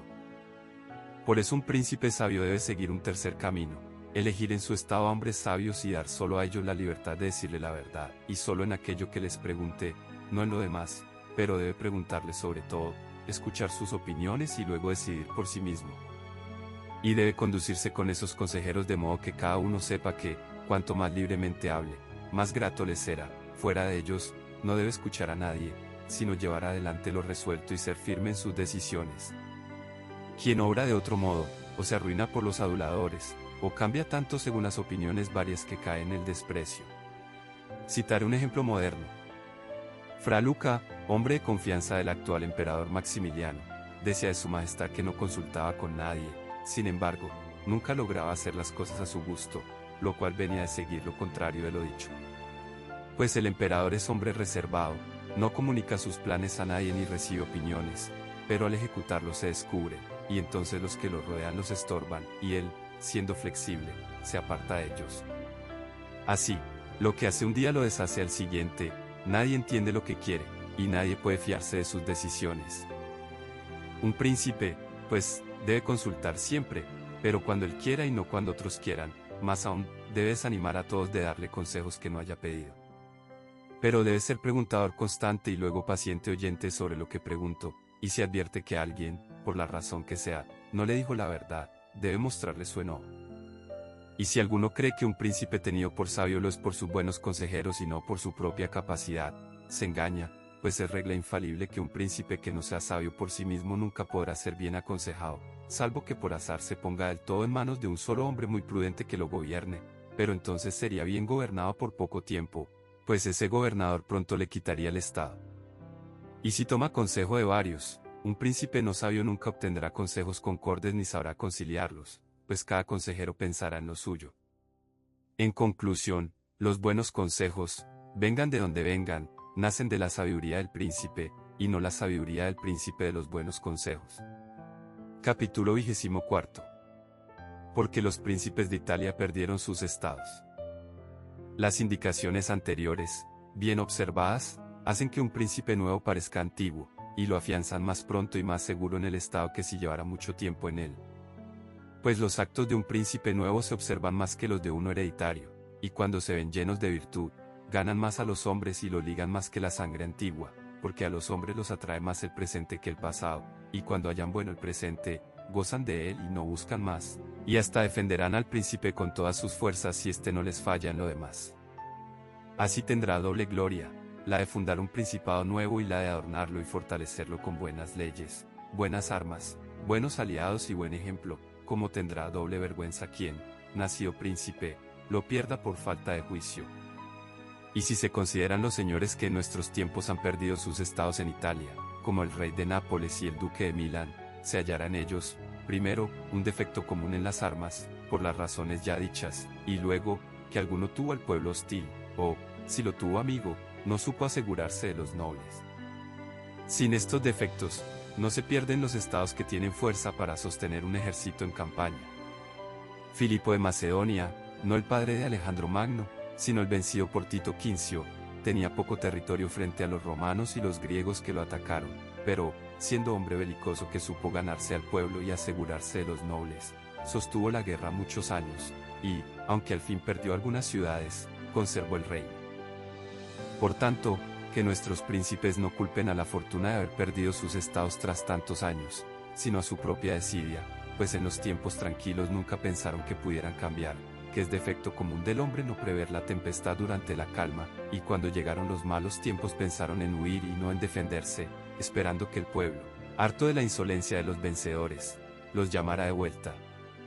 Este recurso, a falta de otros, puede ser bueno, pero es muy malo haber descuidado los demás remedios por confiar en él, pues nunca debes caer creyendo que hallarás luego quien te levante. Eso no sucede, o, si sucede, no te da seguridad, porque es vil la defensa que no depende de ti mismo. Solo son seguras, ciertas y duraderas las defensas que dependen de ti y de tu valor. Capítulo 25. De lo que puede la fortuna en las cosas humanas y cómo resistirla. No ignoro que muchos han creído, y creen, que las cosas del mundo están gobernadas por la fortuna y por Dios de tal modo que los hombres, con su prudencia, no pueden dirigirlas, y que no hay remedio alguno, por eso juzgan que no vale la pena esforzarse mucho, sino dejarse llevar por el azar. Esta opinión ha ganado crédito en nuestros tiempos por los grandes cambios que se han visto, más allá de toda conjetura humana. A veces, pensando en ello, me inclino algo a esa opinión. Sin embargo, para no anular nuestro libre albedrío, tengo por cierto que la fortuna es árbitra de la mitad de nuestras acciones, pero que nos deja gobernar la otra mitad, o casi. La comparo a uno de esos ríos impetuosos que, cuando se desbordan, inundan las llanuras, arrancan árboles y edificios, arrastran la tierra de un lado a otro, todo ya ante ellos, todo cede a su violencia sin poder resistir. Pero, aunque sea así su naturaleza, no por ello, cuando vuelve la calma, dejan los hombres de tomar precauciones con diques y barreras, de modo que, al crecer de nuevo, las aguas vayan por un canal y su ímpetu no sea tan desenfrenado ni tan dañino. Lo mismo ocurre con la fortuna, muestra su poder donde no hay virtud preparada para resistirla, y vuelve sus fuerzas donde sabe que no se han alzado diques ni barreras. Y si miras a Italia, sé de estos cambios y quien les dio impulso, verás un campo abierto, sin diques ni defensa alguna.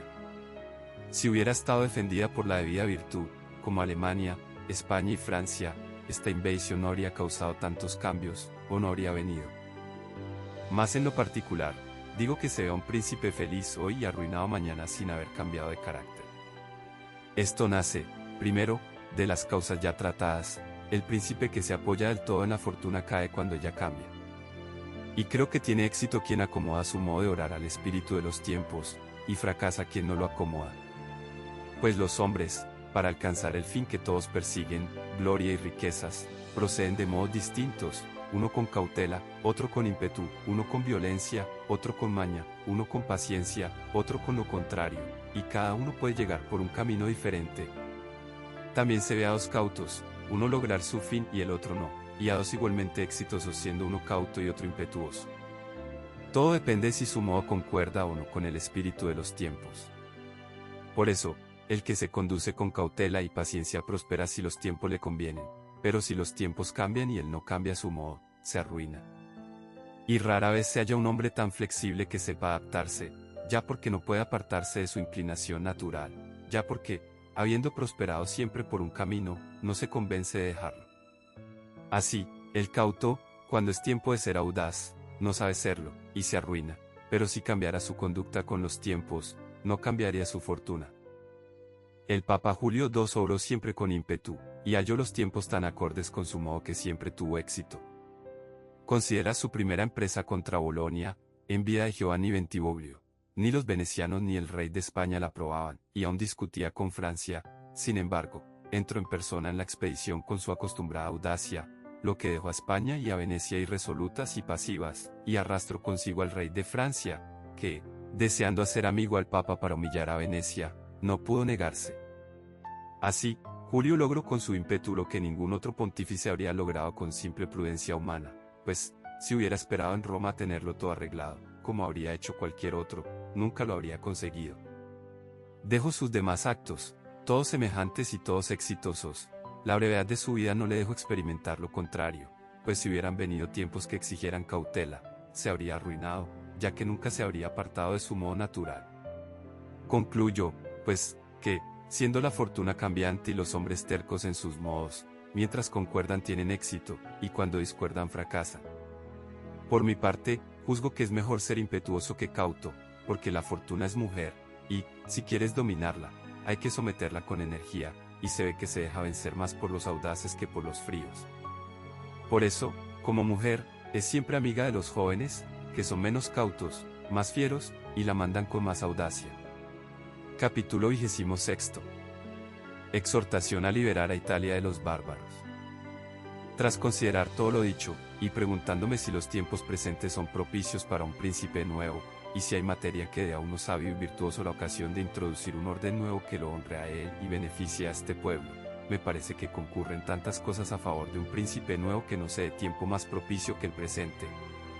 Si fue necesario que el pueblo de Israel estuviera cautivo para mostrar la virtud de Moisés, que los persas fueran oprimidos por los medos para descubrir la grandeza de Ciro, y que los atenienses estuvieran dispersos para ilustrar la capacidad de Teseo, entonces, para conocer la virtud de un espíritu italiano, fue necesario que Italia llegara al extremo en que está, más esclava que los hebreos, más oprimida que los persas, más dispersa que los atenienses, sin cabeza, sin orden, batida, despojada, desgarrada, invadida, sufriendo toda clase de ruina.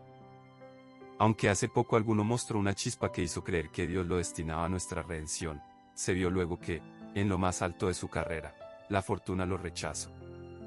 Así, Italia, casi sin vida, espera a quien sane sus heridas y ponga fin al saqueo de Lombardia y a las exacciones del reino y de Toscana, y le cure esas llagas ya enconadas. Se ve como ruega a Dios que le envíe a alguien que la libre de estas crueldades e insolencias bárbaras. Se ve como está dispuesta a seguir una bandera, con tal de que alguien la enarbole. Y no hay hoy nadie en quien pueda poner más esperanza que en vuestra ilustre casa, que, con su valor y fortuna, favorecida por Dios y por la iglesia de la que ahora es cabeza, podría ponerse al frente de esta redención. No será difícil si tenéis presente la vida y los actos de los hombres que he nombrado.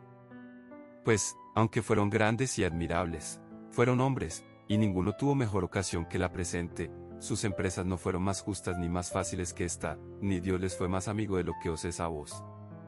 Aquí hay gran justicia, pues es justa la guerra que es necesaria, y son santas las armas cuando no queda otra esperanza que en ellas. Aquí hay grandísima disposición, y donde la hay no pueden ser grandes las dificultades, con tal de seguir el ejemplo de aquellos hombres. Además, de modo extraordinario, las vías de Dios se han manifestado, el mar se ha abierto, una nube os ha guiado, la roca ha dado agua, ha llovido maná, todo concurre a vuestra grandeza. Lo demás os toca a vos, pues Dios no quiere hacerlo todo, para no quitarnos el libre albedrío ni la parte de gloria que nos corresponde. Y no es de extrañar que ninguno de los italianos nombrados haya logrado lo que se espera de vuestra casa, ni que, en tantas revueltas y campañas, parezca siempre agotada la virtud militar. Ello se debe a que el viejo orden no era bueno y nadie ha sabido hallar uno nuevo. Y nada honra más a un hombre recién encumbrado que establecer leyes y órdenes nuevas, bien fundadas. Lo harán venerado y admirado, y en Italia no faltan ocasiones para ello. Aquí hay gran valor en los miembros, aunque falta en la cabeza. Mirad los duelos y combates cuerpo a cuerpo, cuánto sobresalen los italianos en fuerza, destreza e ingenio. pero en los ejércitos no resisten comparación, y todo por la insuficiencia de los jefes, pues los capaces no son obedecidos, y cada uno cree saber, sin que nadie se haya alzado tanto sobre los demás, por valor o fortuna, que los otros les cedan. De ahí que, en tanto tiempo y tantas guerras de los últimos 20 años, todo ejército enteramente italiano haya dado mal resultado, lo atestiguan el Taro, Alejandría, Capua, Génova, Baila, Bolonia y Mestri. Si vuestra ilustre casa quiere imitar a aquellos hombres que redimieron a su patria, es necesario, ante todo, como verdadero cimiento de toda empresa, proveerse de armas propias, pues no hay soldados más fieles ni mejores, y, aunque cada uno sea bueno, todos juntos serán mejores cuando se vean mandados por su príncipe, honrados y sostenidos por él. Por eso hay que prepararse con tales armas, para poder defenderse de los extranjeros con el valor italiano. Y aunque la infantería suiza y la española se tengan por temibles, ambas tienen un defecto por el cual un tercer orden podría no solo oponérseles, sino vencerlas. Los españoles no resisten a la caballería, y los suizos temen a la infantería cuando la hallan tan obstinada como ellos en el combate. Así se ha visto que los españoles no resisten a la caballería francesa y los suizos son destrozados por la infantería española. De esto último hubo un indicio en Rávena, cuando la infantería española se enfrentó a los batallones alemanes, que usan la táctica de los suizos. Los españoles, ágiles y con sus escudos, se metieron bajo las picas alemanas y golpeaban a salvo, mientras los alemanes quedaban indefensos, y, de no acudir la caballería, habrían perecido. Conociendo, pues, el defecto de ambas infanterías, se puede crear una nueva que resista a la caballería y no tema a la infantería, lo cual no exige nuevas armas, sino una variación de las antiguas. Estas son las mejoras que dan reputación y poder a un príncipe nuevo. No debe, pues, dejarse pasar esta ocasión, para que Italia vea al fin aparecer a su libertador. No puedo expresar con cuánto amor sería recibido en todas las provincias que han sufrido estas invasiones extranjeras, con cuánta sed de venganza, con qué fe obstinada, con qué devoción, con qué lágrimas. ¿Qué puertas se le cerraría? ¿Qué pueblo le negaría obediencia? ¿Qué envidia se le opondría? ¿Qué italiano le negaría homenaje? A todos nos hiede este dominio bárbaro. Tome, pues, vuestra ilustre casa este encargo con el ánimo y la esperanza con que se acometen las empresas justas, para que, bajo su enseña, se ennoblezca nuestra patria, y bajo sus auspicios se cumpla aquel dicho de Petrarca: la virtud tomará las armas contra la furia, y será breve el combate, pues el antiguo valor aún no ha muerto en los corazones italianos.